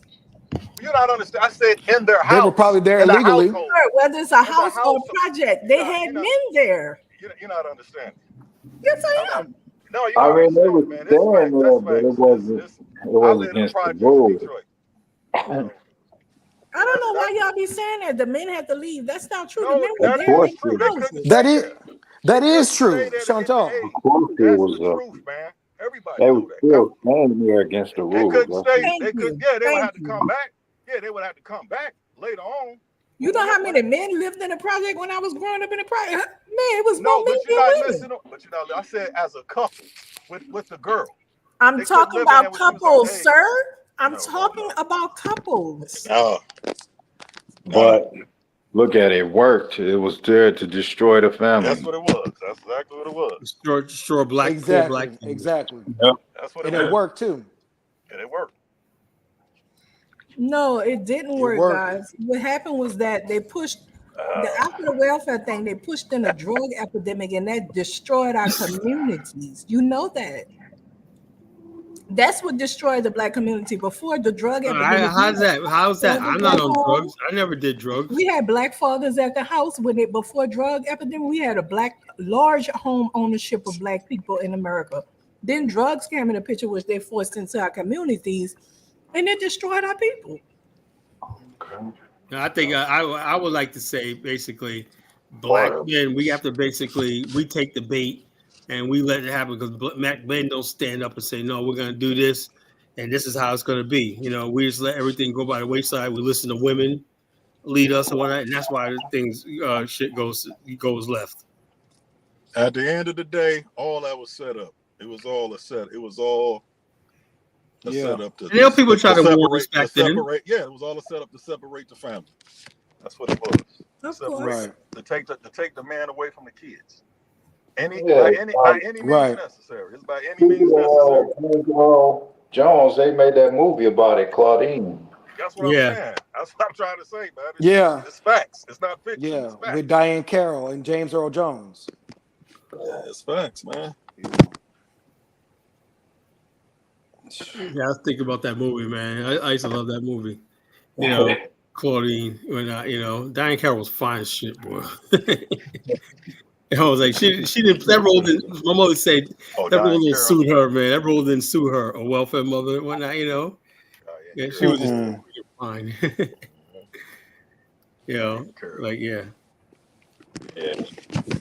What's this Mr. Untouchable saying? He says they don't admit to taking drugs. As far as college goes back, black people never took crack. It was all look. I never said all immigrants take crack. I said some black people are taking crack and whatnot, and some other people are taking crack. Not the whole entire community. The problem with crack community was the trade in it, was the selling of it. Because I know people sell that stuff, and once you got addicted to, it was the worst addicted to crack ever. Was the fast money people made. Once dudes got addicted to making that fast money, they didn't work a job. I got a question for Hala. Yeah, go ahead. Hala, why would women in houses, not in the project as you say, in houses, need welfare assistance who has a man? I said projects. What are you talking about? Okay. First you said project, then you said I said the projects. I ain't say no. Don't. I said the projects. Sorry, my apologies. Why would women, period, in the projects need a man there or need assistance while a man is present? And the rent is already dirt cheap because it's the project. No. Everybody know they had it like it was set up like that to get aid. Chantel. That's how they. I'm not gonna even speak on it no more. It's facts, man. Man, why you going there with that, Dre? Why you going there with that? But nah, Chantel, you know what you're doing. I'm trying to understand. Nah, but you know what you're doing though. They did have black men who were not, black women who were not getting sick. The father was in a house. He was doing what he had to do. Then they had some women who was getting assistance while the father was in a house. And my question is, she had to get assistance. She had to get assistance, but she had the guy couldn't stay there. He couldn't stay there like legally. He had to leave. Exactly. Why does she need assistance? People want to be on the rulership of a man. That's all. Exactly. Say it again. Did I stutter? Y'all heard me? No, we didn't hear you. That's why I say it again. I said she didn't have to get assistance. She wanted to get assistance because she didn't want to be under the rulership of a man. Exactly. That's all I was about. Okay. So wait a minute. But this is simple as that. So the women were applying for welfare. They were applying for welfare because they wanted to be free of the men, their children's phones. Break up their homes. That's why they went apply for welfare. Exactly what it had. We had to say it in Greek. Yeah, exactly what happened. You know. That's hilarious. Then also the fact, Greek, you know? But then also take us out. Let me say this, right? Because look. I know people. Everybody thinks that college is middle class guy, but no. But I got a lot of ghetto welfare people in my family, right? And I've seen it happen. You know, aunties and whatnot. I love the death rate, but they don't want. Me too. They know the county and everything, the city will take care of them, so they don't have to commit to no man's authority. A man telling them what to do. A man is in there, they cutting it off. Yeah. So you telling me that they abandoned their marriames and their children's yes, just for like a $200 welfare? Back then it was. Let me tell you something. Hold on. Back then it was way cheaper. Stop it. Please don't act like the government was giving $5,000 checks out. No, I'm not saying $5,000, but you'd be surprised how. No, I'm not saying that. Whatever it was. But the system made it seem like the woman needed to be on the system. Exactly. Huh? It was enough.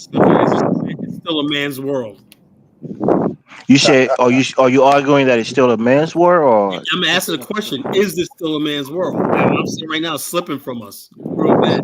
man's world, but in the United States, United States has an idea we're gonna get rid of all strong masculine men, and everything's gonna turn back. What do you think is taking away the power from men in this country, Colin? The gay men, black Okay. men, feminine. Yeah, because I hear you talking about child support. You think child support is stripping away the manlyhood from manhood from men? The best thing for a man is to basically have a family, and when he's the head and the patriarch. Child support is basically you taking his manhood to a male. So in other words, what's going on with your mic? You keep going in and out, Colin. This is what I mean by male. People, when you're a male, right? A slave is a male. He's never a man. A male can do all the physical things a man can do, but he doesn't get the respect of a man. That's what child support does. Go out there and work and give the money to that house, whatever, but you're never going to be respected. They only have to guarantee you see your kids. You know how it works? Hello. You ever pay child support before, Carla? No, I never will. I made sure of that shit, I seen friends of mine working hard behind the house for 3 months, and they came and locked them up. I want to say this real quick. That's good. You never had to pay child support. You're smart. I made sure I wrap my shit up. I ain't giving, But you say you had a kid though, right? Yeah, hold on, Elvis. Let me say this real quick before the subject change. Y'all know who O'Shea Duke is. And one time I was watching his channel when he was on that beat down black women stuff at one point, and the men was talking to him. They was talking about, how bad black women are, whatever like that. Do you know O'Shea was receiving $500 and $600 cash apps? That's the damn child support checks. They were giving it to O'Shea. What does that got to do with anything? Because they have the money, they don't want to take care of the kids. Carla, somebody said you were spayed and neuter. I think that's disrespectful. You gotta block that guy for like 10 days. First of all, won't click on the thing and come up here, like a man. He won't come up here, cam up, and come up here like a man. Bro, I think the reality is men don't have the same grip in terms of the power structure of this family. Women have been given a lot of rights, a lot of liberty to empower themselves, and that take away the financial need that most women have for men. So it has given them more liberties to not need a man, quote unquote, in terms of finance. There's an imbalance in society. That's why society's chaotic right now. Elvis, I agree with that, Elvis. Right. So I think that's the perception that some of us have. The reality is most women want to build with a man, but they're not hamstrung on the financial aspect of it. Carla, you have a wife in Liberia. I'm sure she calls you from time to time. You probably send money back home. That's a need that she has for you, and you feel like a man when you do those things. When you send a couple $100 and she's like, "Oh, thank you so much. I got some food. I got this. I got that." But in America, it's not that way. Usually, women are not calling you asking for $200. Oh yeah, they want you. They want you to go. Hold on. They want you to go half and half on a rent. They want you to go half and half on a vacation. Yo, Elvis, let me tell you something. I dated women that made more money. Well, for some women, 100%. I'm still paying their bills. They make more money. Don't say that shit. They're basically still paying their bills. I'm paying for the dinner. I'm paying for everything. For who, Carla? Your wife? No, I'm talking about when I was dating here in America. I always paid. I mean, it's different for me here in America. When I was dating, when I was younger, I barely had to spend money on dates and stuff like that. Girls here, they don't have that perception. You weren't getting the type of women I was getting. I can see that. Maybe that's true. I mean, maybe. Women I was getting. Some women are worth all the trouble they put you through. Because most women, they like to pick up the slack sometimes to show their independence. The women I was dating were always freaking super good. So it was worth the trouble they put me through. Why would a woman show you her independence? What? No, some women like that, right?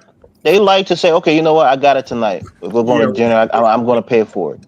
Right. If you're down on your luck, they might come in and spot you with like $200. Some women do it. I've dealt with women like that before. With the first date, and after that, you're like, oh, I got one. She paid because they're working. It's not like in other cultures where women it's hard for a woman to find a job. Some of them are working. They have a source of income. They have disposable income, and they want to show you affection through helping you financially. Women do that. Like I think that you say you understand. This is how the game women got. They basically want to have fun and spend your money and save all their money, and it ain't stupid. You know what I'm saying? That's what they do. They go spend it all your money. Exactly.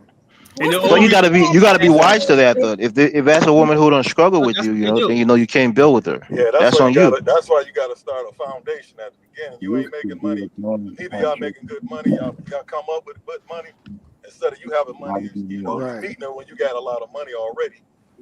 That's a different story. But I think Chantel has a different perspective. She doesn't think that women should ever pay for dinner or something like that. What's your perspective, Chantel?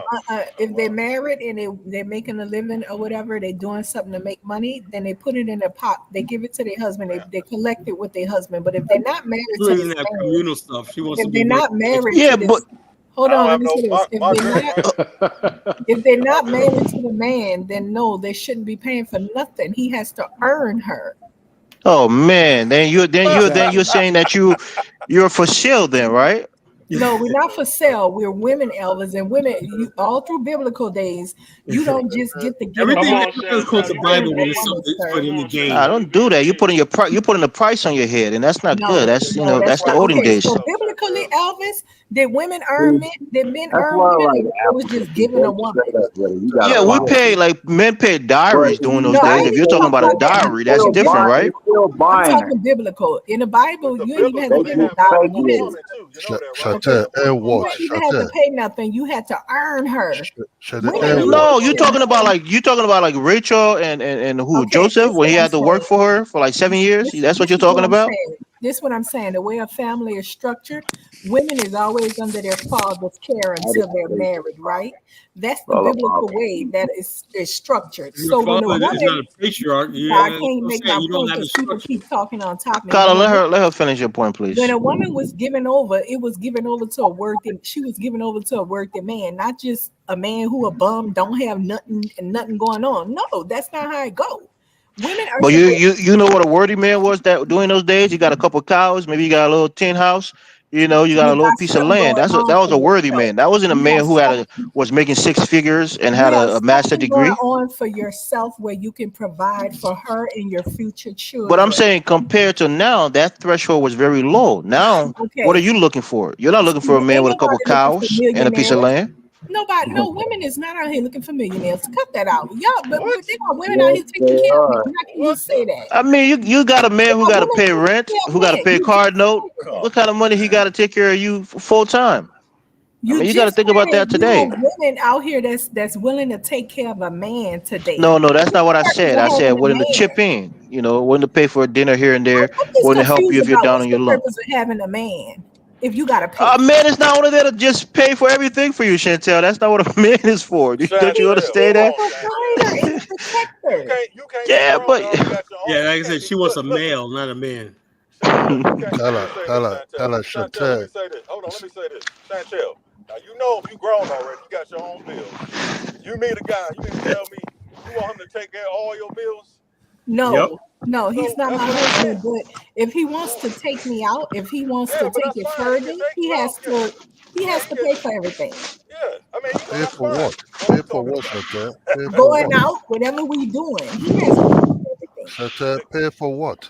I just said going on dates, going to TGIF. He got to pay that $80. He has to pay for that. I shouldn't have to pay for any of it. You know what I like doing? You know what my favorite pastime is doing? Is basically going out to like the great steak, whatnot, a place like that, order me a nice steak and a full course meal, and by myself, right? And look over the suckers over there with their out on their dates, knowing this motherfucker's thinking, well, I hope my credit card or whatever like that don't decline. That used to be the thing, man. You gotta settle your amount in mind, and you don't want to go over that threshold, bro. So the bottom line, Negroes out there. Like, you said you be ordering for them, trying to make sure they don't order the most expensive stuff on that menu. That's how clown dudes are right now, black men, not even men. This girl sitting there, this light girl sitting there, just tearing up some ribs, right? Some beef ribs. They look good too. She's like tearing up. She goes, so we gonna have sex? She goes, you ain't get no poom poom. He goes, I feed you and everything. Yes, he said that shit. Was that a skit? I think I seen something like that. It was a skit though. He said, well, I'm going to say, she goes, and then she grabbed up a handful of ribs and put it in a napkin. And I was like, yo, these females are fucking savages out here nowadays, man. Let me say this right here. If you guys don't want to pay, is that like you?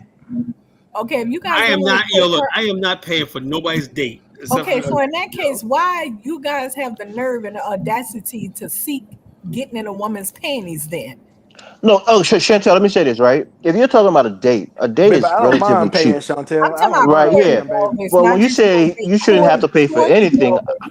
No, courting is when you and her are going steady. It's just you and her, y'all dating and getting to know each other. Ain't nobody else in the picture. Yeah, but who pays for the meals? Shouldn't the meals go So like? the guy nah, pays for the I meal think all meals are fine. The men can pay for the meals. They're not expensive, Exactly. right? But he's Okay, not all going to right. be paying for Not that or your expensive. housing or your other care that No, you might no, need, right? You no, don't not expect that from a no, We're man, not well, talking yeah, about that's no. going what I'm to the Only friggin' when we IHOP. marry, he pay all that, Elvis. When we marry. right? So Kala, yeah, I mean, yeah, I agree with you. Then Oh, let if me it's hear what just Kala, Cadola. Let me basic date hear what eating Cadola. out, that's Ev- fine. Let's Men get can a pay nice. Evis, for it. Let's get Evis, a Man, nice. let Let's me, get a shit, Nigerian that's Evis, perspective. crazy. Evis, Let's let get me a say my Nigerian own little thing. perspective. Let me say my little thing because Go ahead, Cadola. Chantel sometimes say pay for what, and whatever. You see, you can take a woman out for window shopping without not buying nothing. You all can go to park and take a walk. Get to the forest and exactly. take a Yeah, walk. right. You understand me? Why you have to pay for a fucking dinner for Cadola, two? you married to a white woman. White women don't want those things. They like going out for walks and Oh, stuff. that's funny, Black man. women You is go for different, a bro. walk. Go for a walk. Yeah, right. Actually, that was the most romantic dates I've had. Where we No, went to the no. we That's went to not the lake that's not and we true. went to the That's herbs not and true stuff like because I that. go to the park and walk. Exactly. Yeah, but Well, sometimes you want to go to I like TGIF nature. and I don't there's nice bar, mind you girl, going know, Mara. to the You're a park nice and girl, you walk. want to Mara. go to a nice steakhouse and eat to your satisfaction, right? No, Sometimes you want to do that. Sometimes, yeah. black women want to eat that big Oh, they old want board they, meat. black I women don't want mind going out they to eat, but I'm just want saying that I don't man. want to take part I or went on a going date with like some girl named her name going was to Amanda. or going Her camping, stage name was But I'm Cover but I'm gonna of all say time. this. Yo, this girl was Young, tiny Yeah, and petite, right? yeah. I took some. She killed a porterhouse steak. I was like, God damn, what that yo? She ate the potato, everything, Kyla, you know. Kyla, I want you to highlight this comment from Zango. Highlight his last comment and What tell me but if anybody on this panel believe what he said. Highlight his comment. what? This Which fool one? says simping. No, the other one. Simping for a woman like simping for a woman would not make her like you. In fact, she would leave you for an alpha male like me. Sango says he's an alpha male. Oh man, Zongo This stepping up. dude was, yeah, he was coward to say what he said to African Americans, but he's an alpha male. oh, My God. he went to white woman, right?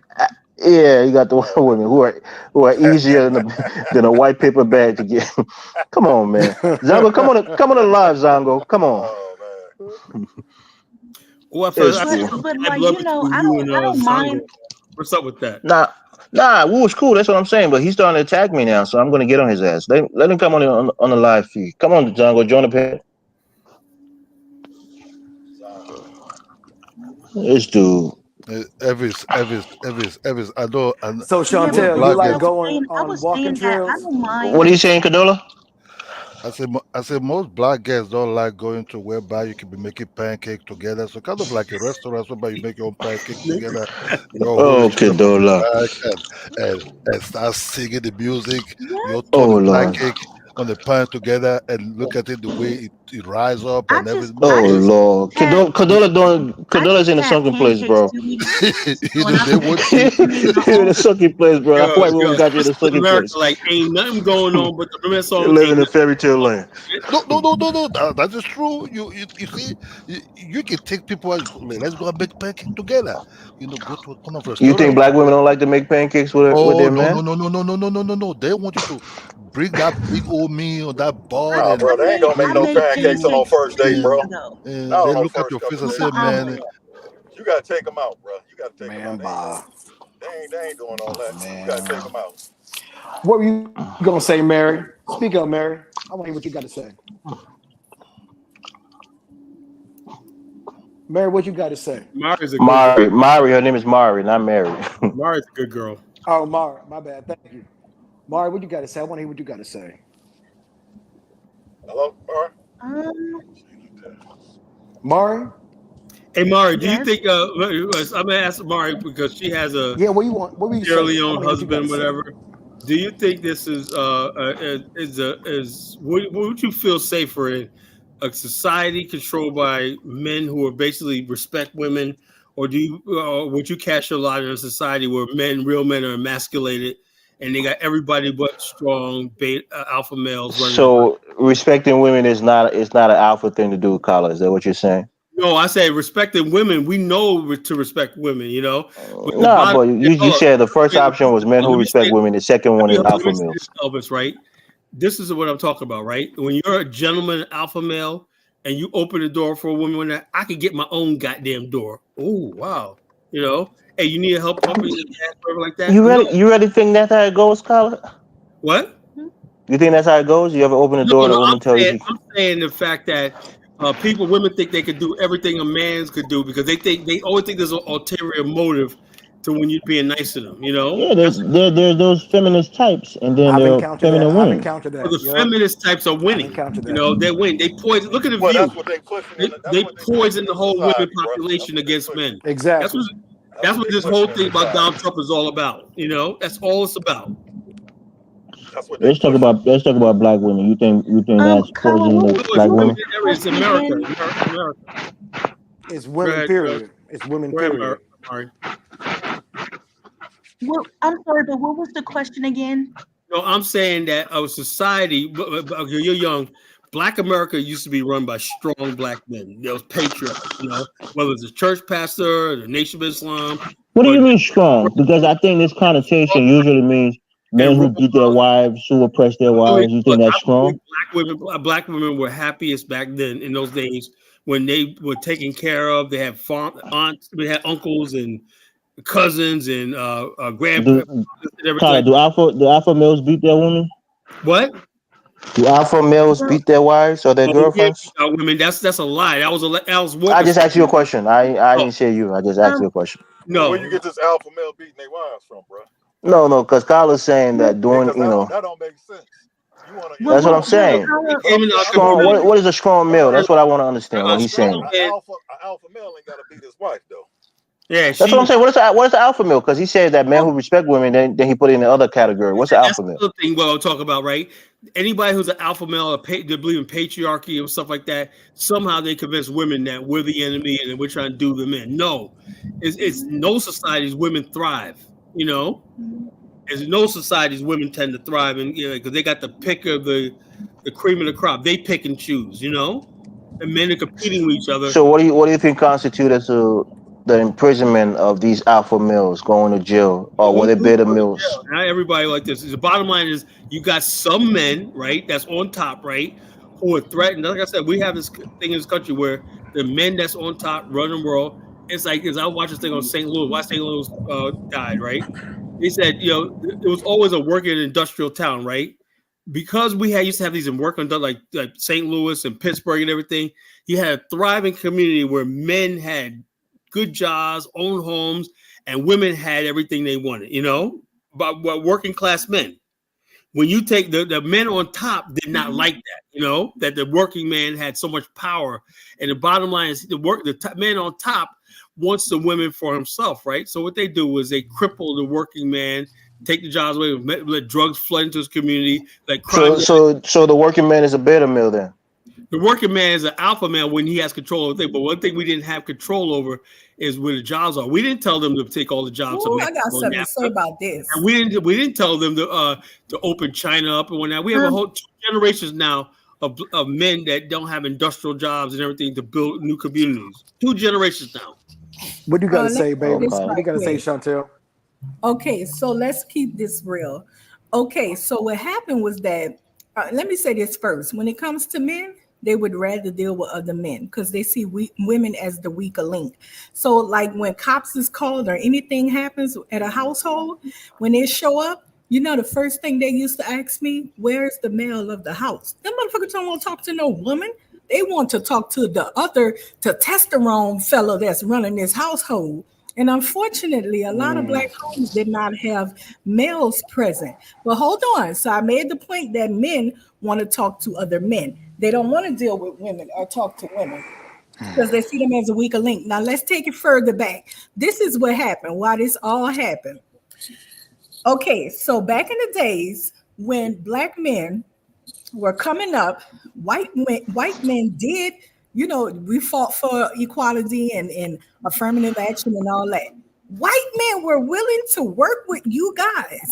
But you know what you was doing when they invited you to the barbecue to talk business? You were going after their women. That's what black people do. Hold on. Let me make my point. Every time you guys get among other races of women, other races of men, you go for their women. They do not like it. They don't like that. So you know what they started doing? Hello. One second, Hello? I'm almost No, finished. okay, That's not You entirely. know what they started? One second, I'm almost finished. You know what they started doing? They said we would rather deal with the black women, and they started giving black women all the jobs that was for black men. That's what happened. And to this day, they still harass y'all because y'all keep messing with their women. And any man on earth knows that you don't mess with another race of man and women. Period. Well, let me just say this. No offense, but I'm no bitch, and I'm not gonna be talked to by no white person, especially no white man, as if I'm his subordinate. And one of the things you gotta keep in mind, Chantel, is the fact that when it comes to men talking to the men, yeah, we're gonna have testosterone, but we know when men think they got the upper hand, especially white boys. And I dealt with white people all my life. And so the reason why they step to black women is because they know we're gonna sidestep the black man and give the job to the black woman because it's easy access in the home. And see, white people don't talk about that. Mari wanted to say something. Let her get a chance to say something. White people don't talk about that. This about y'all messing with their women. Go ahead. I'm sorry. No, but not all of us mess with their women. But I mean, at the same time, you're not gonna talk to us like we no damn child. And that's what most of these white boys Let do. Mari speak. Yeah, Mari, go ahead and speak. I know we've been suffocating you. So like there was strong black men. Kala, you gotta let her speak, bro.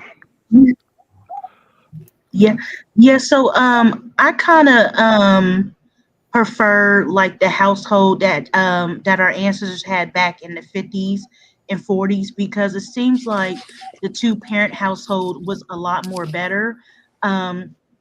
If you look at like the single mother households, like even I grew up in a single mother household home, but I know my father. I know my father though, so I don't want people to think that I don't know my father.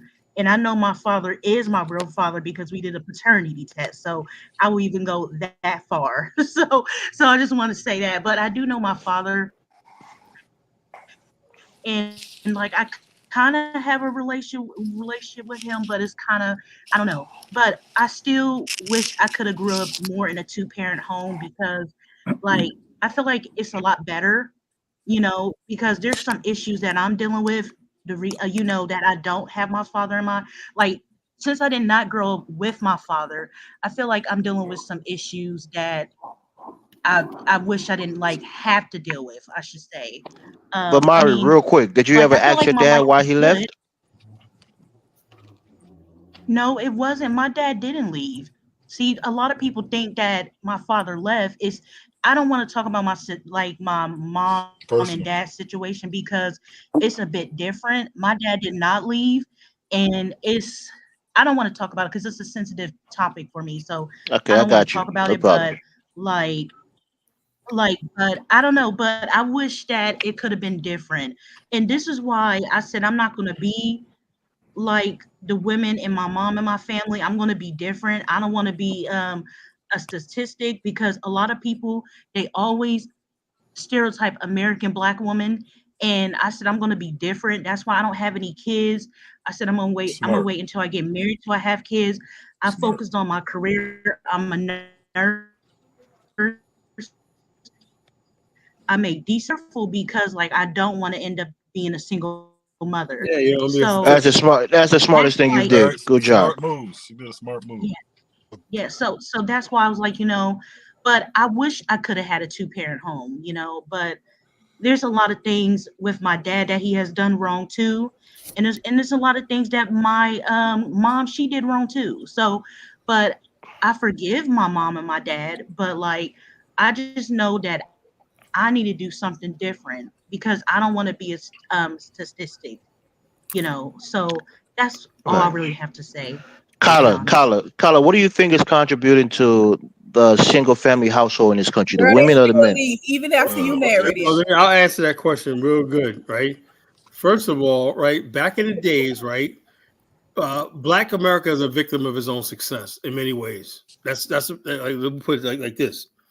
Back in the days, my grandmother told me back in the rural South on that, people were married when they was like 14 and 15 years old. They were going off to get married and live the rest of their life. Most people live past 60, whatever. And so the bottom line is this. Now, in the modern era, right, when we moved to New York and places like that, right, there came this youth culture, you know, which our development was arrested, right? So therefore, you gotta say something. When you got married in the South, whatever like that, at an early age, usually it was very simple. You're gonna take over this farm. You're gonna work hard, farm. She's gonna get up every day, tend to the kids, do the wash tub, blah blah blah blah. It was a simple life, you know. Modernization, right? Complicated. Not only that, back in those days, prior to the 1950s, Black people lived in most of the country in big houses where you have extended families, aunts, uncles, everybody. The houses. If you look at some of these old houses in old parts of the city like DC, Philly, and everything, you say these places are big. Now they rent them out as whole apartments, you know. And you may have a whole bunch of people living in one house. But after the 1950s, they said we're going to restructure America. Everybody's going to have a 1.2. You're going to be a husband and wife, and the average age is going to be between 19 and let's say 35. They're going to have 1.2 or 1.3 kids, right? And they're going to move in the suburbs. Black people could not really match that new way of life. You see what I mean? What we're trying to do in Black America, it ain't so much as marriage split up and we're single. It's just that the system in America wasn't conducive to what we were used to. We were used to the extended family or living on the farm. Our family dynamics. Yeah, we had different family dynamics. And the bottom line, so therefore, like another thing, people need to understand something, right? The only group of people that practice a thing called a family reunions are African Americans. That's an African American institution. And why we still practice that to this day? See, during slavery times, right? People were broken up. After slavery, right? People would put out notices, paper there. The such family is getting together, and that's how the family reunion started. It's a tradition. Why? Because instead of us living in one area, like in let's say rural North Carolina, and many generations live there, everybody got to go up to California, Oregon, New York, everything like that. And so, since we spread out all over the country, we have these things called family reunions where people get together because we don't see each other and we're not around each other all the time. Other races of people, everything like that, they live within proximity to each other because they control their economy. We don't have any control of that. If you're just a job in Pittsburgh, hey, I'm moving to Pittsburgh. I'll see you later. When that you don't think it would ever thought. You're probably gonna never see your family again for 20 years. So therefore, the Black America's always been unstable like that because we don't control the context of our reality. You understand? If there's a job in New York, then we had to move to New York. We had to leave New York, you know. And so like I said, so people don't when people make judgments about Black America, right? They don't understand the complexity and the nuances of Black America. That's the truth. We're survivors. Huh? Kala, I think you're right. I think nowadays it's even becoming more worse. They're now using black men to start wearing skirts and high heel, putting paws in their hands. And it's going to be worse more because the women are now twinkling. Those days, you hardly see Black American women twinkling. Even the African women now start twinkling now too. You're twerking. Okay, whatever it is, Carla. The women now bending down, shaking their nyash now in the public. You know, you see, wanting that whole African women now is because of the culture still. You know, you do that shit, they can bang you up and leave you high. You know, they're not slowly bringing the gay culture now to Africa, but Africa still strongly resisting it. But if I start seeing the way they do, sooner or later, man, the tidal wave's gonna flood in. You're gonna see the rainbow all over. Well, no, they're slowly growing up in Africa, but still like in the big cities like Lagos, Abuja. You know, that's where you can see them. But if you cross those lines, I think you understand the women that will tear you apart. You know, so what you see now, when I start seeing with the big celebrities that they start giving their skirt to wear, ask them to wear high heel, you know, putting the lipstick in their mouth and say you are pro this, you're not phobia to that. You see, the moment they start doing black for these things, whoa, what you gonna see? why most single women not existing in the black culture in America is because too many men are down low men. You know what I mean? They they banging the other side. And the women not seeing this man anymore as men. How can you be with a man who tell you, baby, I like your wig, you know, can you put that lipstick on my mind? I'll see the way I look like if I look cool. You know what I'm saying? Then out of the blue, this man that start wearing high heels, put some little paws in their hands and said, even the women say, oh baby, you look cool with that high heels. So the food is crazy. The food now is not crazy too. American food, the food is kind of like shit almost. You don't know men grow breast. Gosh, they have a lot. What I mean, ass now. You know what I mean? So things gonna get worse for black people for I think for a very long time. If I were a black American man who were not kind of like wearing high heels and all these things, man, go to Africa and find your beautiful wife. You understand?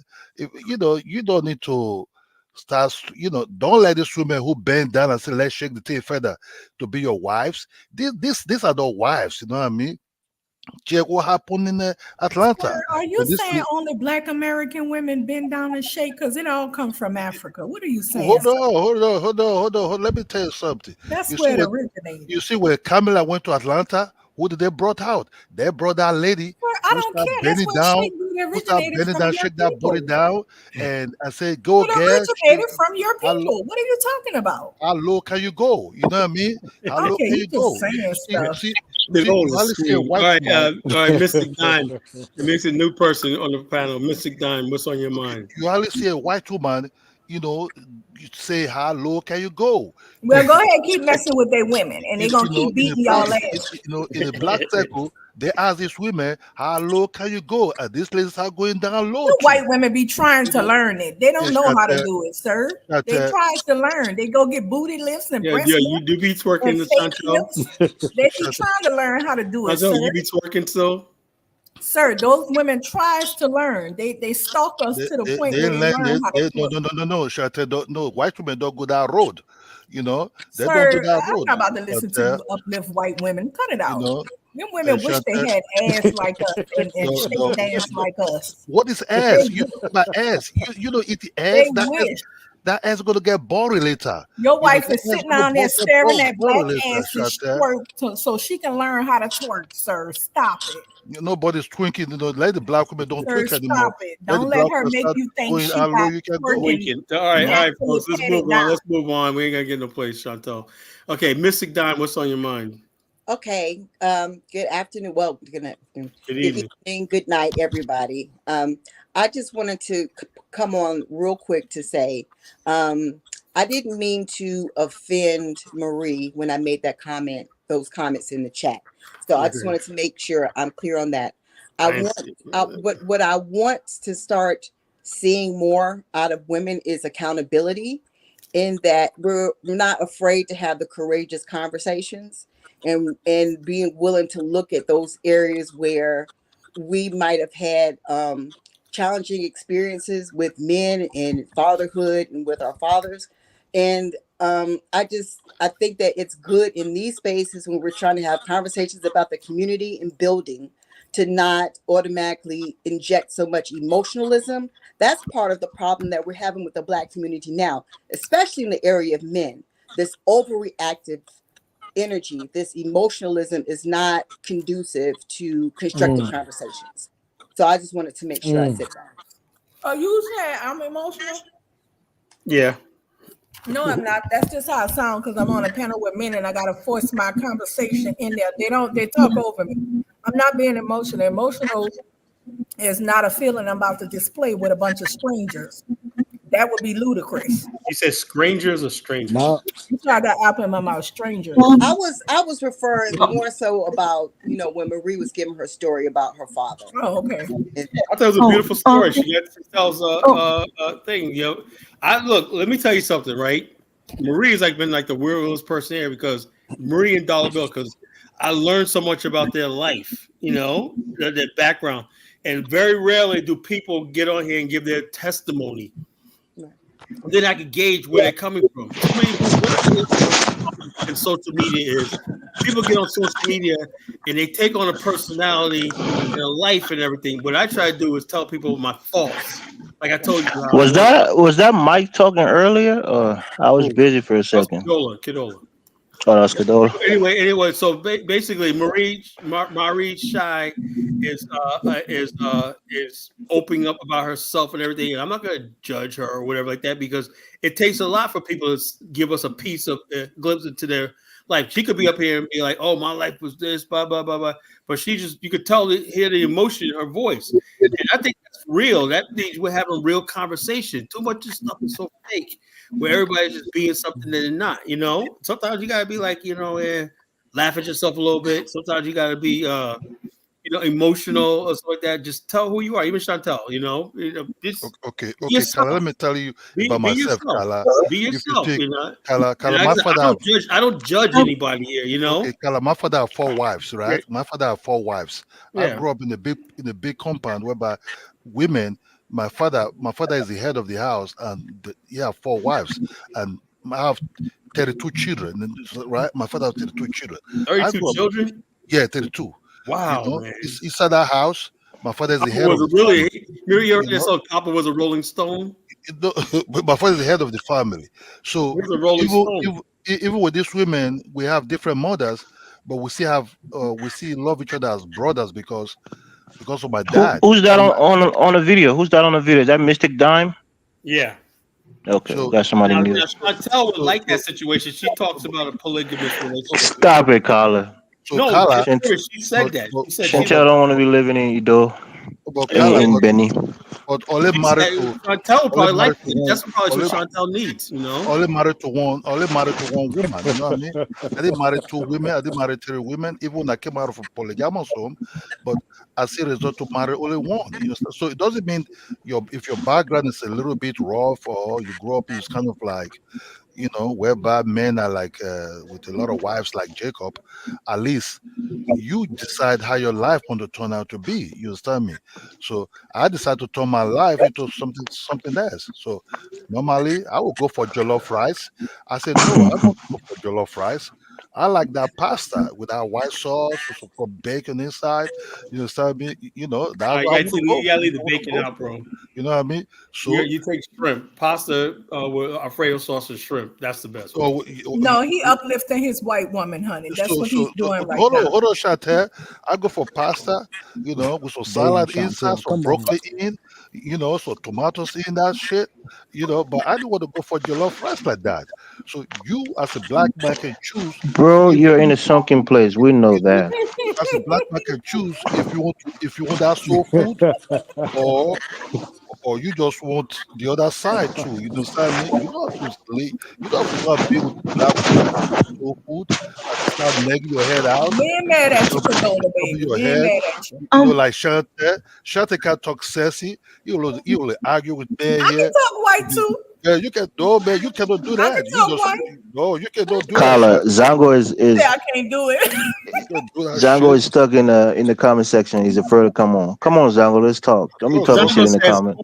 Colin was a bouncer at a propaganda joke. He can't regulate me when I get it.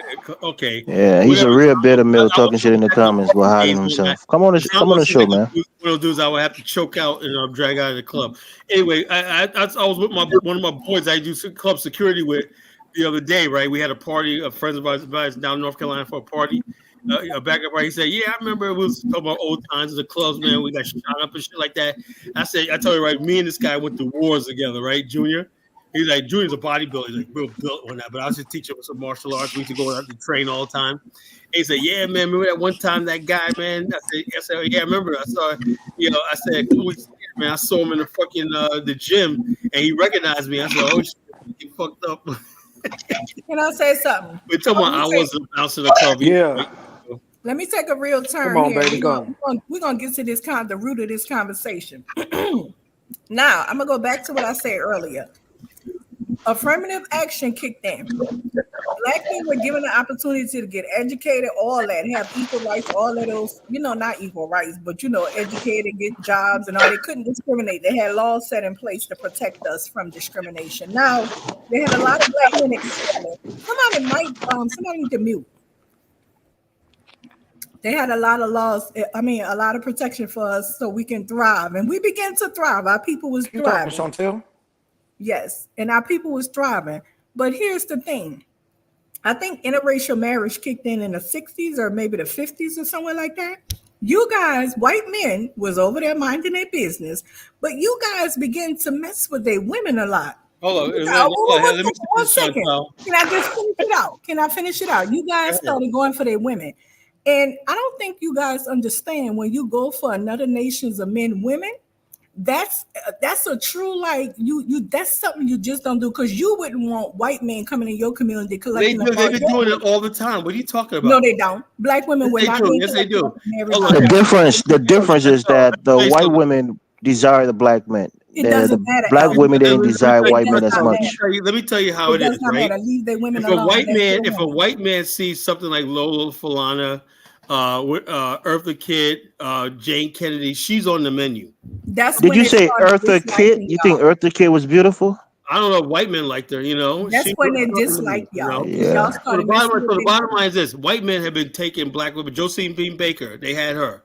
White women have been taking Diane Carroll, you know, another Diane. Bro, you're talking about entertainers. We're talking about just on a basic level. Look, let me tell you something. When I first moved to Virginia, Carla, let Chantel finish her point. I think she's getting to a point. Virginia, right? When I first moved to Virginia, right, and I had a cultural shock. So when we came from New York, right, white boys didn't dare touch black girls. I come down here in the South, right. And I know a lot of the white black girls work for white men. They work on the power structure is different. It was nothing to see on a Saturday night a white person in the blackest part of town picking up black women. And I used to look at these motherfuckers like, what the fuck are you doing? Carla, we talking about marriage, honey. And no, I'm talking about marriage too. White women never marry black women, but they use That's not true. But black white men. No, we talking about back in the days, Marie, when it just was, affirmative. I find that hard to believe. I think that's Mystic Dime, right? Oh yeah, when it in the 50s, he got mad. But I just say I find it hard to believe. Okay, so 1 second, true, I find it hard to believe. You know, they were marrying. Until I have proof, man. I just never see a white. Only thing people I see that is on commercials. You know, black women for white men. I only see it on TV. I don't see it. There's a certain class of white women that go for black women that go for white men. They're highly educated, highly successful. The black girl got to be skinny. She got to be light skinned. That's not what I'm talking about. Racial ambiguous type. Then white guys look at. They think they tell me. They said they feel free to give a fuck what they think, sir. Nobody care about no white. White men are usually attracted to black women. They're just afraid of their attitudes. That's what it is. Right quick. You guys were messing with their women, and that's when the affliction. I don't know what you're talking about. Who's messing with their women? Black men were going out collecting these and marrying these white women. So where was this? All right, black men marry. Ever since 1960s, when the interracial marriage law kicked in, that's when you guys. Only like 5% of the black male population. What's that got to do with it? It's an offense, sir, to go and mess with other nations of men, women. Now I tell you, if I was a man, I don't care what race of man, and another race come in my community collecting up my women, but it's not just small making them amount. Single mothers like they made their women, I would have a fit. Well, if those men were able to find black women, right, in everything, they wouldn't have. They're not trying to find black women. They want their own women. You guys don't want your own women because you're messed up in the head. That's what I'm saying, Chantel. The white women was throwing it at the black men, and the black women was not throwing it at the white men. That's the difference. It does not matter. Leave their women alone and mind your business and build. I don't see men are men. Black, white, or Chinese. And now you know why white men don't why they come for your head, because you messing with them. A lot of black women but white men agree when black men get lynched on that. I'm sorry. Can I say something, please? Okay, go ahead. Mary go. Okay. I just want to say thank you to Mystic Dime. I really appreciate that. What you said. Thank you for understanding. Making all noise. Yeah, who's making that noise? Yeah. Must be G. Let me meet him. No, that ain't me. Ain't you? I don't know who it is. Then. Okay, it's gone. The sound's gone. But go ahead, Mary. Oh, I just want to say Thank you for Mystic Dime. I really appreciate what you said, and thank you for understanding. Yeah, and thank you, Kala, too. I really appreciate your kind words too. Yeah, that's what I'm here for. Kala, let me go. You see, Kala, since let me go to the music aspect, Kala. You see, when Millie Jackson, I don't know if you know that lady called Millie Jackson. Millie Yeah, I Jackson, remember. I who think said, so. okay, that lady, when that lady said tonight is tonight and knock on the door and all this kind of music was popping out when Teddy came into the show, you see, that's where the whole thing started changing slowly. That I'm telling you, it's like early 70s now. But when the men started showing that they are muscular about that, the white men love that. You understand? Then the black women, if I listen to Chantel, so like the goddamn, if I live with Chantel at home, I'll be nagging my head out. You understand? Chantel have no voice like that lady called Millie Jackson. You know what I'm saying? Black women was a little bit sassy at that time. They give you the voice, they give you Oh man, it's everything. hilarious, man. This is hysterical. No. I tell you straight. Black women they like to shout at you. What you doing? What you doing? Look, the white women they will bring that voice down. They say, baby, baby, please, can I talk to you? Can you have a seat? You start. Oh no, man, Condola, this is America, man. Black women, like you think you're gonna make our life nice and easy? Hell no. No. They blame. Let's say, just take us out. This is how it is in a nutshell, right? The black women, rightfully so, really the black man ain't shit. We haven't provided for them like we should, And so just like you ever have a girlfriend, my ex-girlfriend, right? She sits there, we watch the TV, right? And she give you that look like, what she's saying is, why am I with this nigga? And your days are numbered.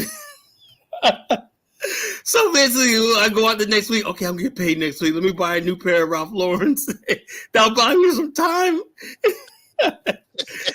Black women, the bottom line is, man, dealing with black women in America, man. You can't do, look, the bottom line, I wish black women a lot of luck. They deserve everything and everything like that. We just can't meet them what they need and whatnot, we just can't do it, And so a lot of them have mercy on us, And, really, they have mercy on us. It's like a lot of black men is married to black women. So what are you talking about, sir?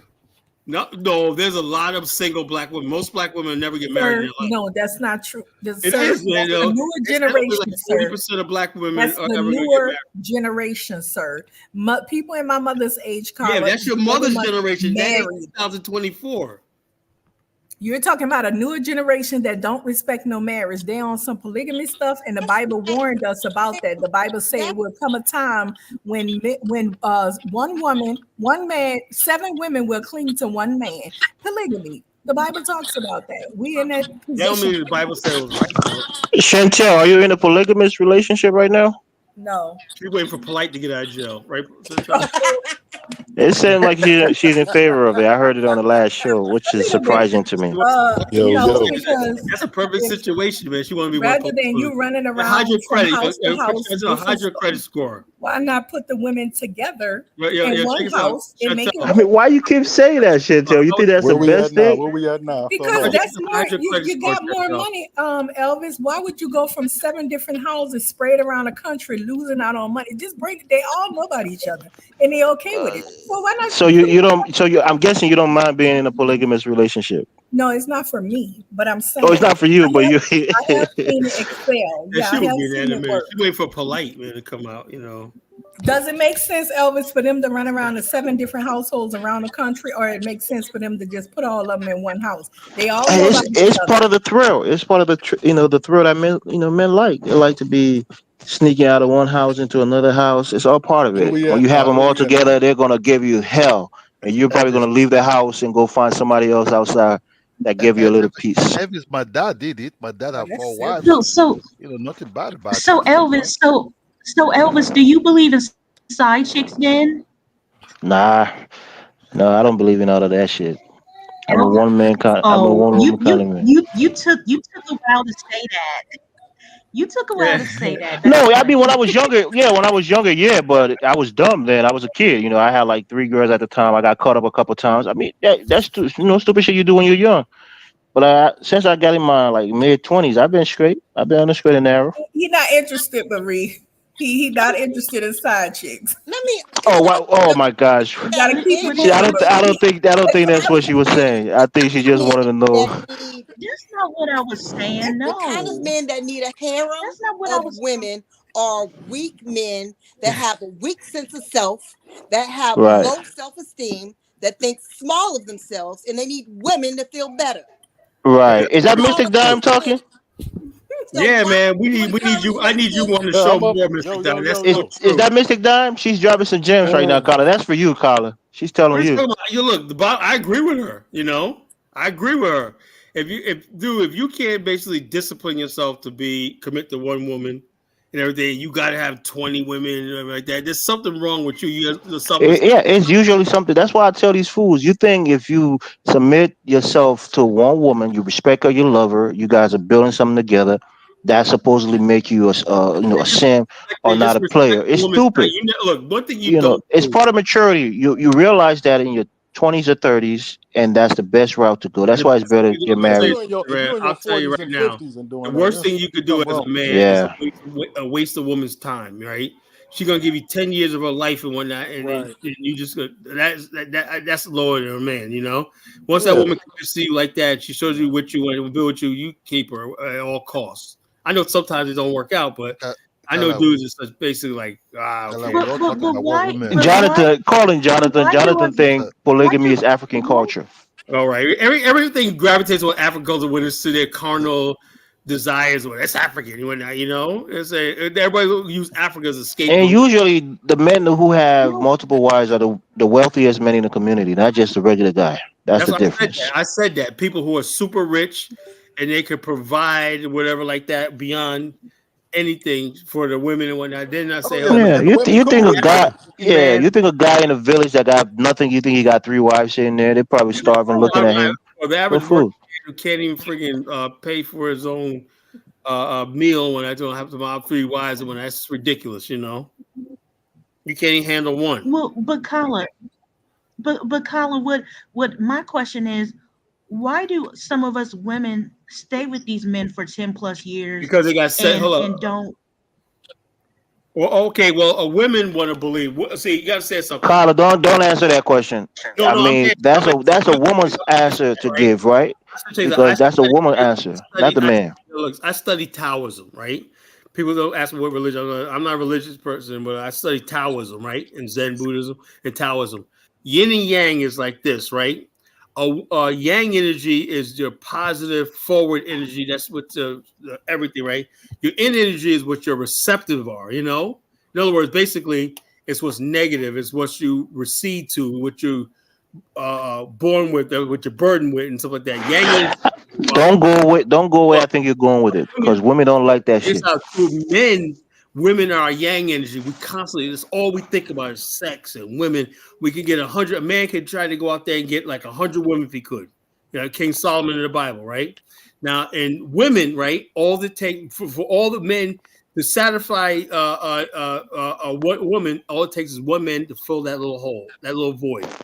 And she's satisfied that little void, that little negative, that yin. How do you know this, Carla? Let the women speak, bro. That's what I'm saying. Let the women Hold on, answer this question. but the bottom line is this: men. It's natural for men to basically. That's why you have balance, right? Harmony, balance, where that one woman can make you not like her, but just settle and be satisfied with that one woman. Because if not, men are gonna always try to be like be out there with women. Women are naturally like this. When they find that one man, and that's it. That's all she could ever do because that man got her heart. Mystic Dime, what do you think about that question? I think it's a loaded question. I mean, I agree that the goal is to maintain balance. Men embody the will to force. Their job is to create and to build and to Women's job is to subdue receive. nature. Women's job is to provide the framework of boundaries in terms of how they see themselves, how they see the world, to support them spiritually, basically. So I And think be that their peace of mind. Be their peace of mind. yeah, to facilitate that and Right. to support Right. that. So that's the balance that I think is, but you can't get that if you have 7 wives or 200 wives. I don't see how that's possible. Yeah, you can't. Yeah, you can't fulfill your full responsibilities to all your wives equally. It's just not possible. So you're going to be neglecting one and favoring one. Only a woman could build a man. You know, she basically mold a man into what she thinks a man's supposed. You, a lot of times, you don't even know what you're supposed to be in life. It takes that woman to say, "This is." Yeah, I agree with that. I agree with that. A woman adds a lot of value to a man. There's certain Kala, but things you lack, Kala, see, and women bring that to you. Kala, let me just be honest to you. In a place like United States, women can't build a man to the black woman can't build a man to what you want that man to be. You see, the truth of the matter, if you have to check the whole dynamic of United States, the white women still won't have that power. You see, the black women in United States, they're very, very fast. They want it fast. They can't get it very, very I mean, Cadola, don't say that. That's casting expression on all the women. no, the truth of the matter is, yes, those days women hold the culture, black women hold the culture, right? They define the boundaries and they allow you to be there. But what you see now, that these black women, they don't have that ability to define those boundaries and they want you to be there. So what is going on now is they tell you straight to your face, hey nigga, I can be whoever I want to be. Okay, nigga. That's a fact. That's a fact nowadays. Nah, it depends though, right? If you're looking for these, I'm sorry. I'm sorry. I'm sorry, but Yeah, I would not talk to my man like that. But you Like I older, wouldn't right? talk That's to what him I'm like saying. but these calling him younger the N women, word and these stuff. younger I won't generation is talk like to him that. like that. Yeah, but that's That's the let me that's say the this. social media. This social media generation, man. I was Women, thinking about that's what this, it right? is, man. They copycat. They I, see that I was thinking that. reality. They see that reality show life, and everybody want to be a star, a reality show star. Be a 304. Right. Yeah. Everyone Carla, want to be I was thinking Kardashian. about this, right? The kind of women that most guys will gravitate towards are the ones that attract your eyes immediately, right? The big booties, the big breasts, the whatever you want Really to, into all call that, them. man. I like The that. I slay like. queens, right? The slay queens, the Instagram tots. Those are the women that most men engage, and sometimes they get in relationships with. And just by the appearance of these women, most of the time you can tell they're not going to be quote unquote wifey material. So when these guys hit this roadblock, they're wondering why all these girls that they deal with is like this. The women who are going to really give you that structure and that support system are not the ones that's on Instagram. Most of them are not even on social medias like that. No kidding. You got to meet them other places, right? So that's why most of the women that you deal with on 9 days, the people you meet on Facebook or Instagram or wherever, they're probably more likely going to be, don't tell me what to do. You can't control me. You're suffocating me. I need my space. Those are the kind of women. The good Yeah. women are going to be different places, than social media. That's the difference. So you just got to go find them. They're out there, though. And they don't want those women because those women are not whorish. They're not what they call Yeah. dime They're piece. not the most attractive at times Right. compared to the other girls that's on Instagram. That's true. Yeah, but all they are is they're just a pretty headache. You know what I'm But saying? see, That's at why I the call same them a pretty time, like headache. as a Wait a man, minute, that's not fair. Wait a minute, that's not fair. exactly. But That's not fair. Instagram and Facebook and some of these social media platforms are platforms for you to express your creativity, to Oh, express your. the women don't express their creativity. They put a lot of their what? body on there. Why you They say flaunt that? their body on there. Why you Come say on now. that? Hey, I seen some what? creativity, Mr. Dunn. Yeah, there's people that Exactly. do painting, do music, or whatever. Come on now. Majority, bro. I seen Majority some of the women are creativity, all Come right. on now. exactly. Like, Majority of the women are putting What? themselves out there like that, man. yeah, I seen some creativity on You Instagram gotta be before. No, honest, the man. You gotta be creativity you honest. see now, Yeah.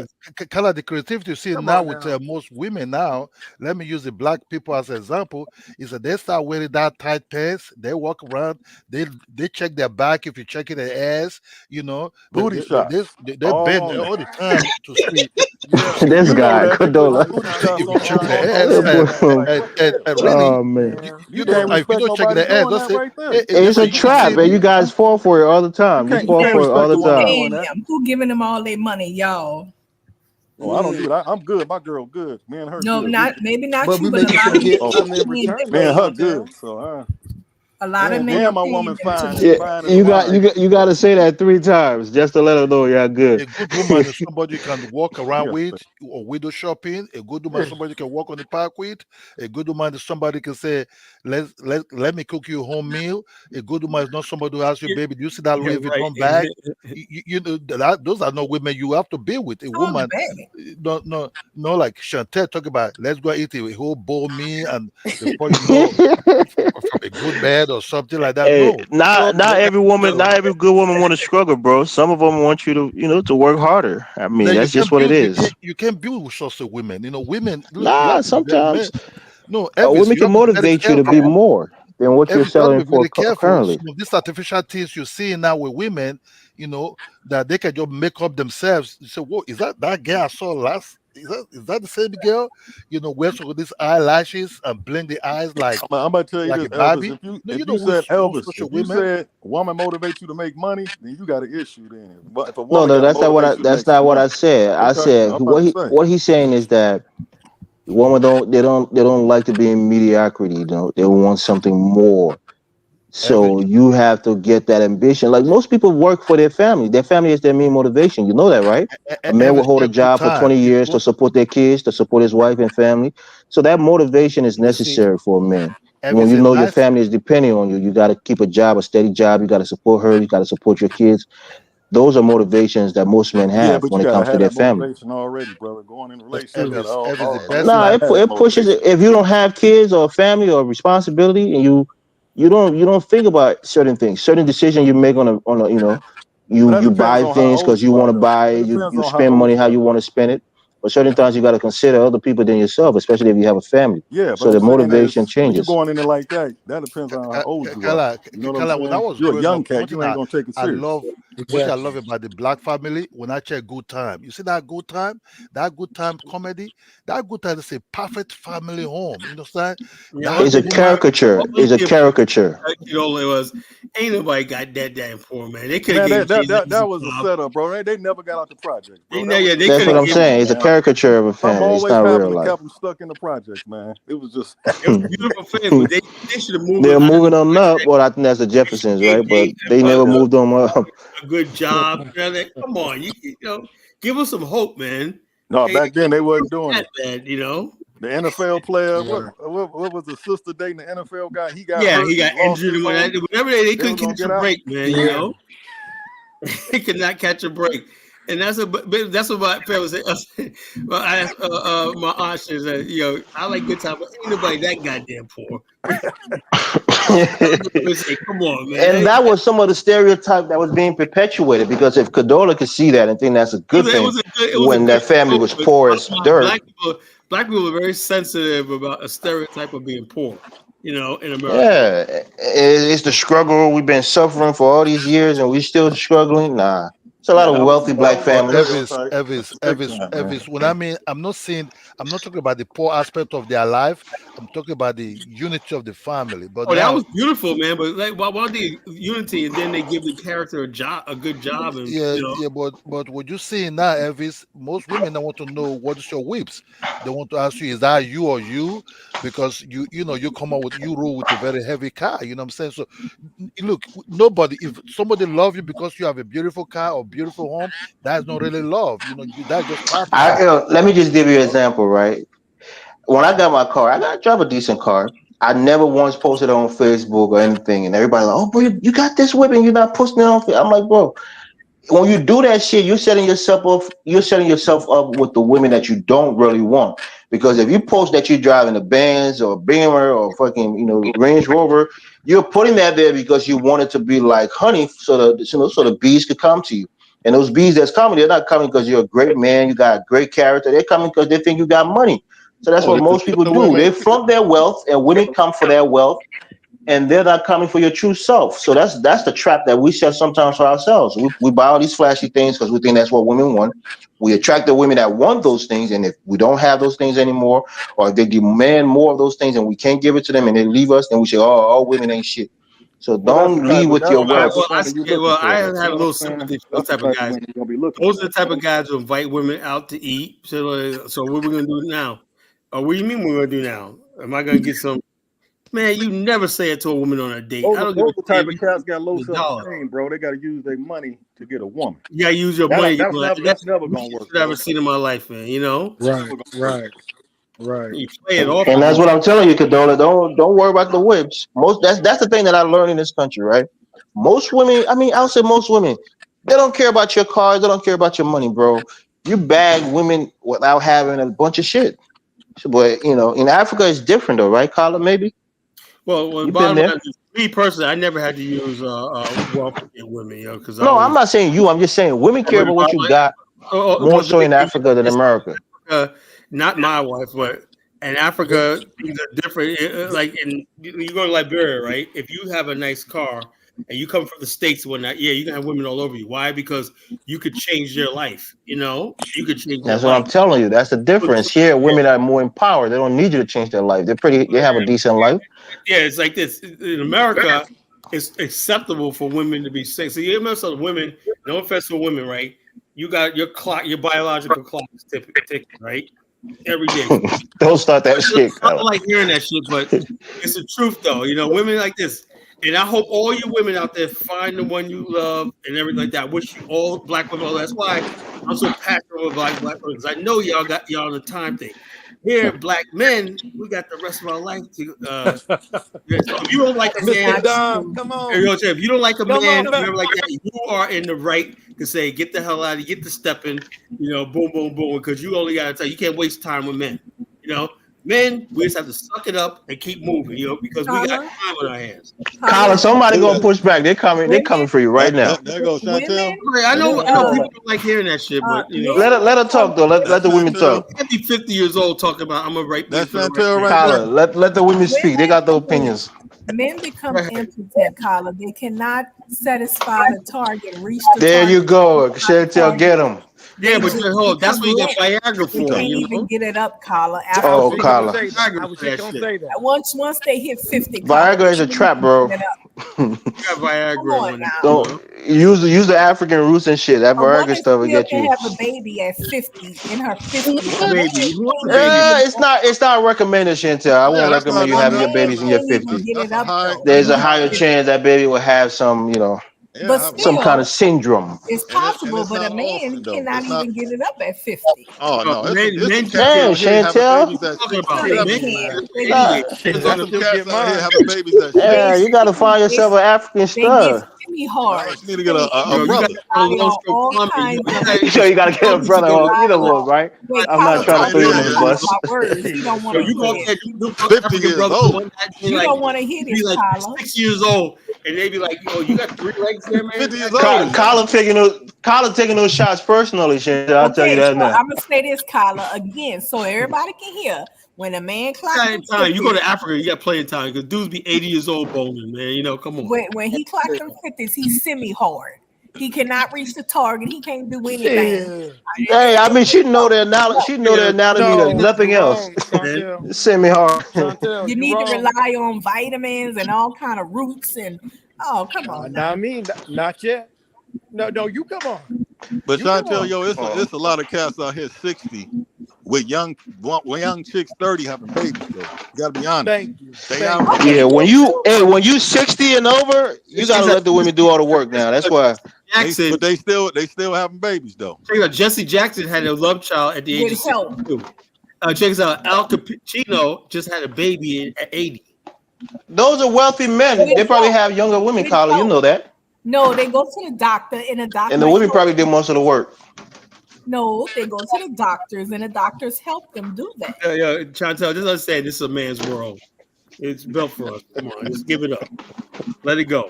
Rudy says, college studies child. So what? I study child. Am I the only thing I should study is boom shakalaka and speak shnagalaga all the time and whatnot?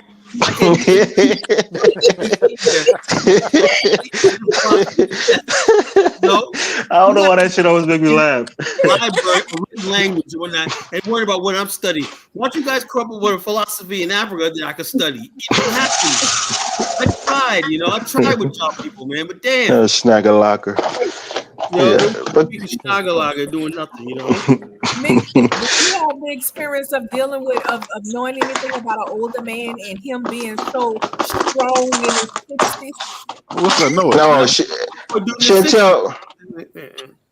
Chantel, you deal with older men? No. How you know? How you know that? How you know about that? That's what I was going to ask. Semi hard and Foley hard and all that shit. Okay, let me tell you. Look at her. She ain't gonna tell the truth. My mother and her sisters. When I'm talking on the phone to my mother and her sisters. Oh, you over eavesdrop? That's funny. Listen, Carla. Listen. They will tell you about those men and how those men can't please them anymore. And then why they even worry about getting pleased at that age? I say y'all still be doing, man. You see Granny in the club and whatnot. So Chantel, you saying every man in the world like that? Hold on, I said to my mom and her sisters, I said, y'all still be trying to get down at your ages in the 60s. They said to me, women in the 70s. I work for senior citizens. You got senior citizens. Let them finish, Carla. Let them finish. Let them finish. The fastest growing demographic with STDs are senior citizens. Yeah, especially in fucking Florida, bro. In the villages. Oh yeah, it's rampant down there. So they told me when you get in your 60s, that's when you get even more hotter. And I was like, for real? Yeah, because once you hit menopause, it's all fun from there. Ain't no consequences. The men cannot please them in their 60s. So who's supposed to please them? I don't know how they okay, yeah, they got to figure that shit out because we young boys ain't doing that shit. But I'm gonna tell you this though: the cats that's in their 50s and semi-hard, then they wasn't eating right. They wouldn't take care of themselves. That's it. You got it right. You know what I'm saying? They got some issues. They've been having some issues. Women start using wet creams inside their shit at that time, Chantel. What are you talking about? What do you mean inside their shit? What does that mean? Once they're 50, when they're 50 something, women get dried in time and they start putting creams inside their shit. Okay, stop it. Let's show some respect to our women now. Don't go too far. No, Chantel want to pour the men. Oh, when they turn 50, the men can't bring up anymore. He just lie. I mean, you ever deal with a 60-year-old woman and you saw her putting cream in there? No. Once a woman past 50, where are you getting it? I've never heard about this. Where are you getting this from? That women put cream in there at 60? You mean lubricants? Are you talking lubricants? He's saying lubricants, bro. They be dry, bro. When they get 50, bro. He's saying they be dry. Yeah, I mean, that's different. What do you mean cream?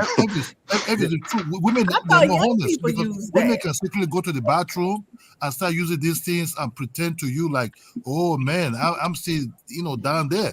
But what are you talking about? Going to the bathroom and using what? When the women say, excuse me, and she's over 50, even 40 something, you have to understand. Women are just like men too. When women is 40 something too, the whole shit can get blocked also. You understand me? Oh my gosh, Kadola. I mean, are you a medical doctor? Where are you getting this information from, bro? It's true. What gets blocked? I've never heard anybody's stuff getting blocked or women's stuff getting blocked. What are you talking about? You understand? When you start seeing women becoming men, 50 men still look good. You think God start to block the hole and nothing can go in there anymore at 60 or something? 50, 40 something. I'm just joking. Don't agree with me. I'm saying it doesn't happen, bro. He said 40 something. 40 something. It doesn't happen, dude. I don't know what kind of women you deal with. No. It happened. It happened. It doesn't. What do you mean? Women get blocked too. You understand? It doesn't get blocked. What are you talking about, Kadola? Okay. What are you talking about, block, man? He said a woman vagina gets blocked at like 47. What do you mean block? What? That's what I'm saying. What are you talking about? And Elvis, for you to put that woman on, really, you have to very nice. Maybe for about 2 days. You have any experience with this, Kadola? You start praising her and everything. You got any experience with this? Before you even have that access to okay, maybe the body might be okay. Let me unblock myself. So it's not. What do you mean unblock myself? You think it gets blocked? What are you coming up with this? He must be saying it ain't working no more. Or something. No. Yeah, I mean I don't understand it. Because I tell you, men when they block 50. Men can did I offend you, sir? I mean, you're probably talking about men that has erectile dysfunction, which is something that happens to men. I'm not criticizing because women don't want to talk about their own thing too. Yeah, another thing I want to talk about is this, right? Now, I work in the healthcare field, as you know, right? Now, I'm seeing a list of drugs that's covered to help gays being covered by Medicare, stuff like that, like HIV and stuff like that. But the thing is, erectile dysfunction drugs are not covered. Anything covered women and stuff like that is covered on that. When it comes down to erectile dysfunction, which is basically for men, not just seniors, guys as young as 30, that's the problem, right? No one cares about men's health. No one takes men's health seriously. So I ask you, is this still a man's world, right? Women get most of the health care, I didn't know that. women's bodies, everything. Men are dying of preventable disease because nobody really gives a damn about men. The only thing Carla, you think Viagra is healthcare? No, I'm saying why shouldn't it be?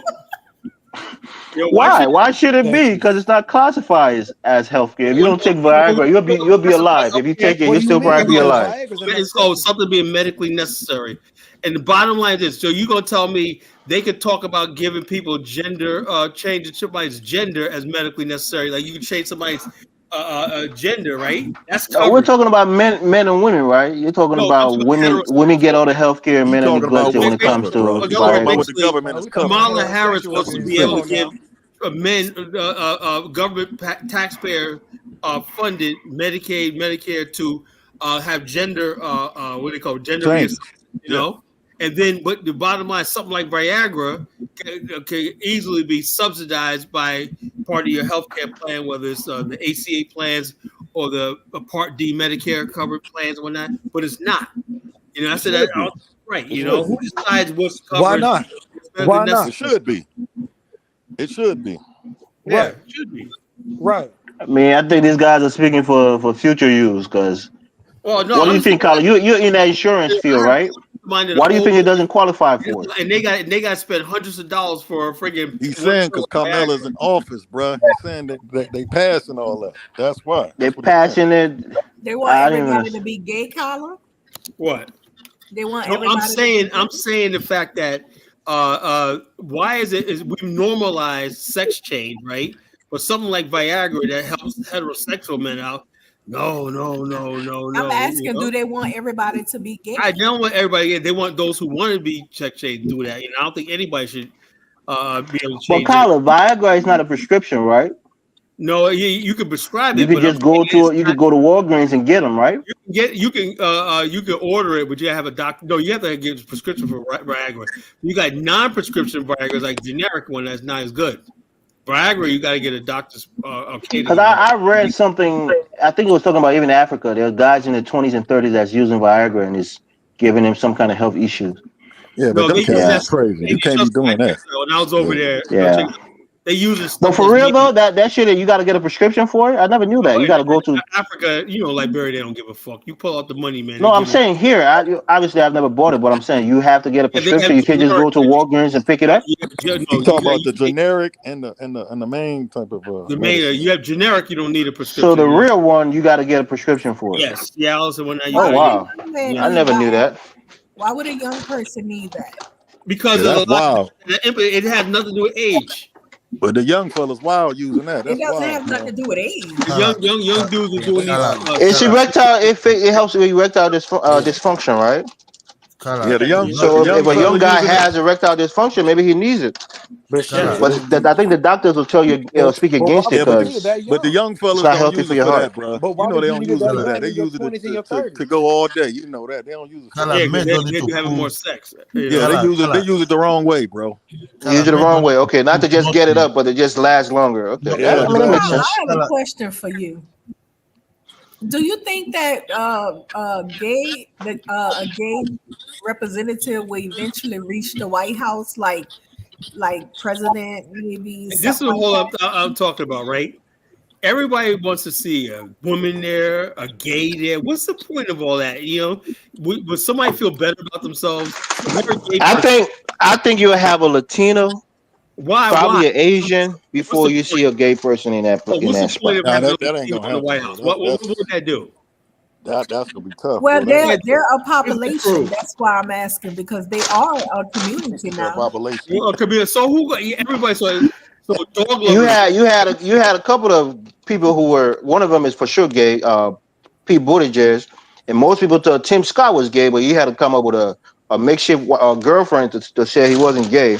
So I guess you had a couple guys who ran for president who were probably gay. Basically, is married to a man, and they about to adopt children. This is an abomination, you know. Two grown ass. Yeah. You should understand that they're coming up, sweetie. So No, they're not. They are coming That's up. what they want to make you believe. Okay. Hold on. What's all that noise, bro? Who's making that sound? Sorry, bro.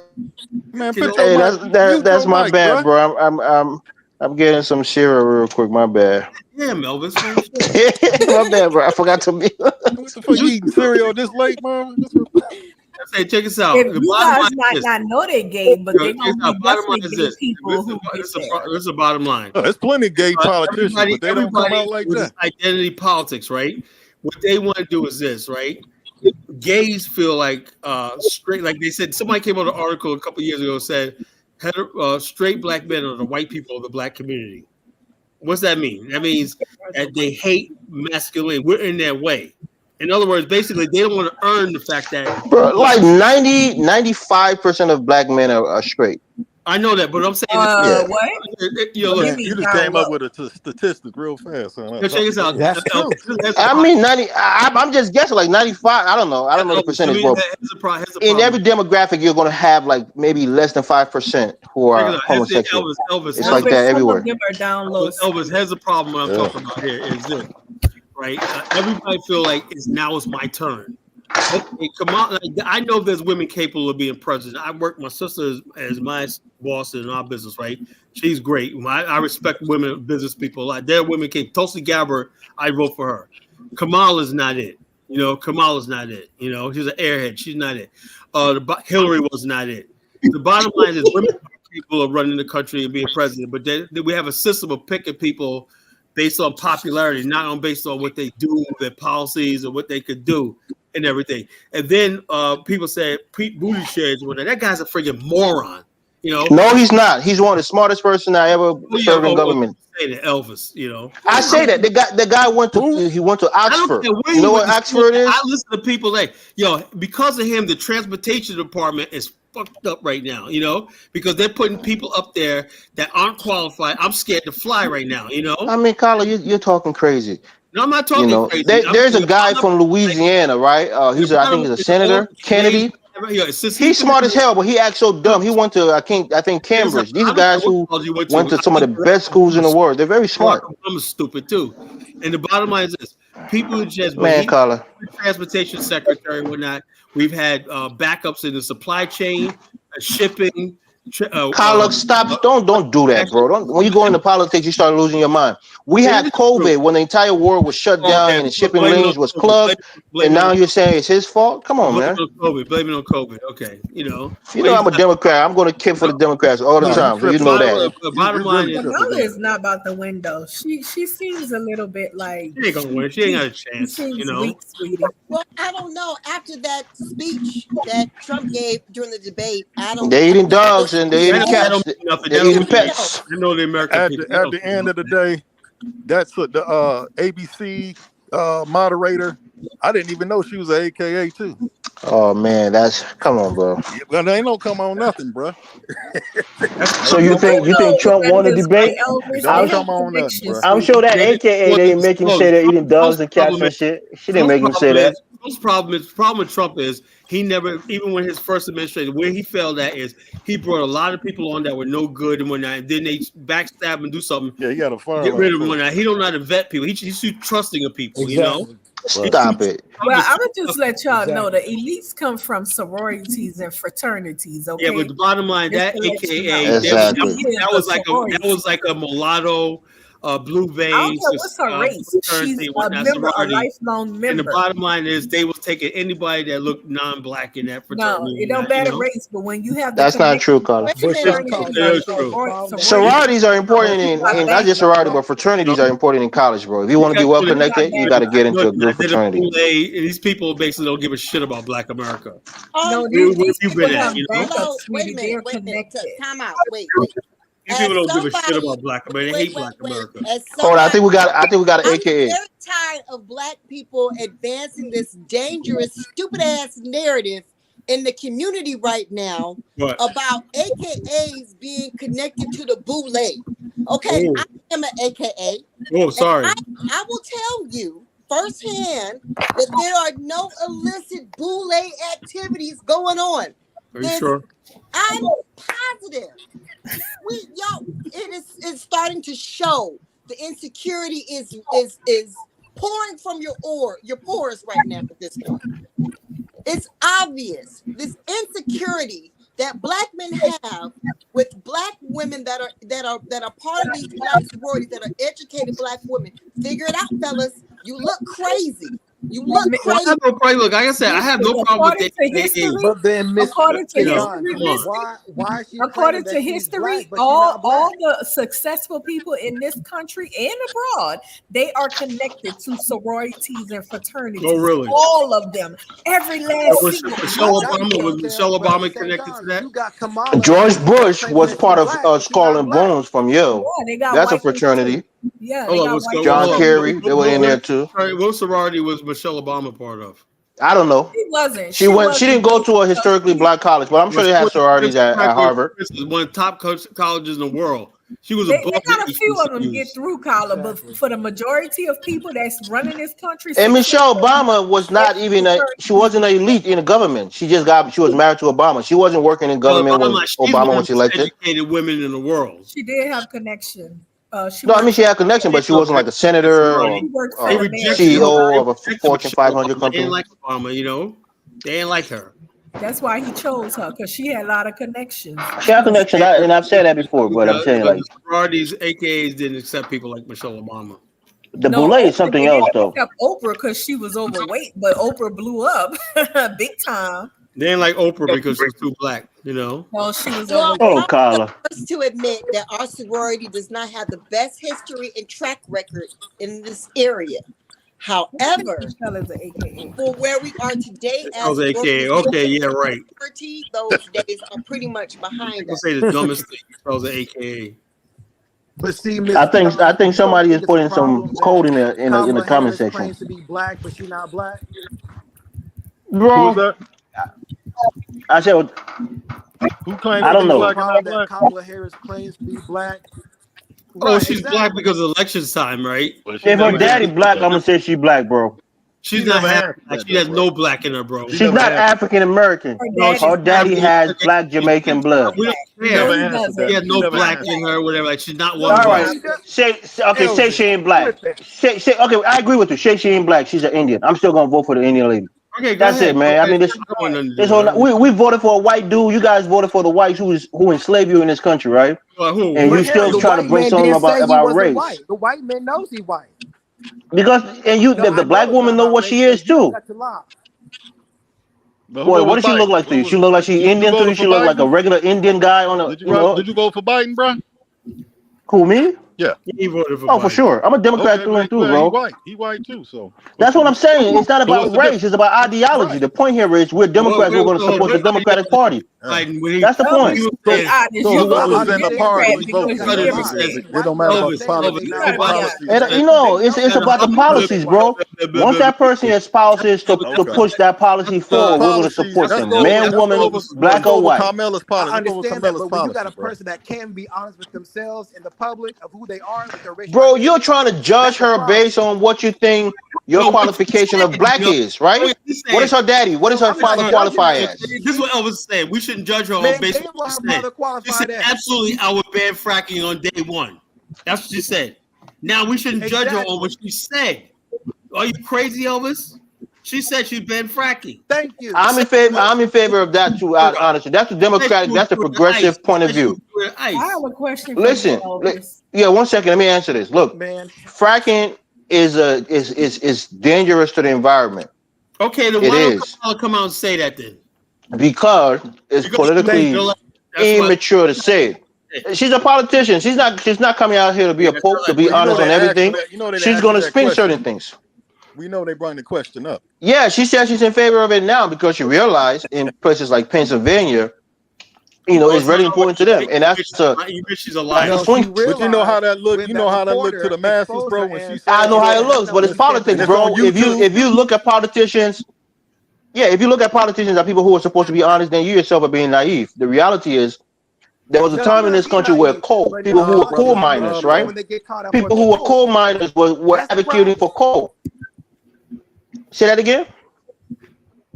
No, I said I politicians didn't look hear. I didn't hear what stupid you said. when they get caught up for their bullshit. Hey, They that's do. They look part of being stupid. Like, oh, I politics. You're see what never they going to did. be He on the right said that. side But of at the every end of issue. the day, man, you know, she said she wasn't. She was for what you said, defunding the police. Now she said she wasn't.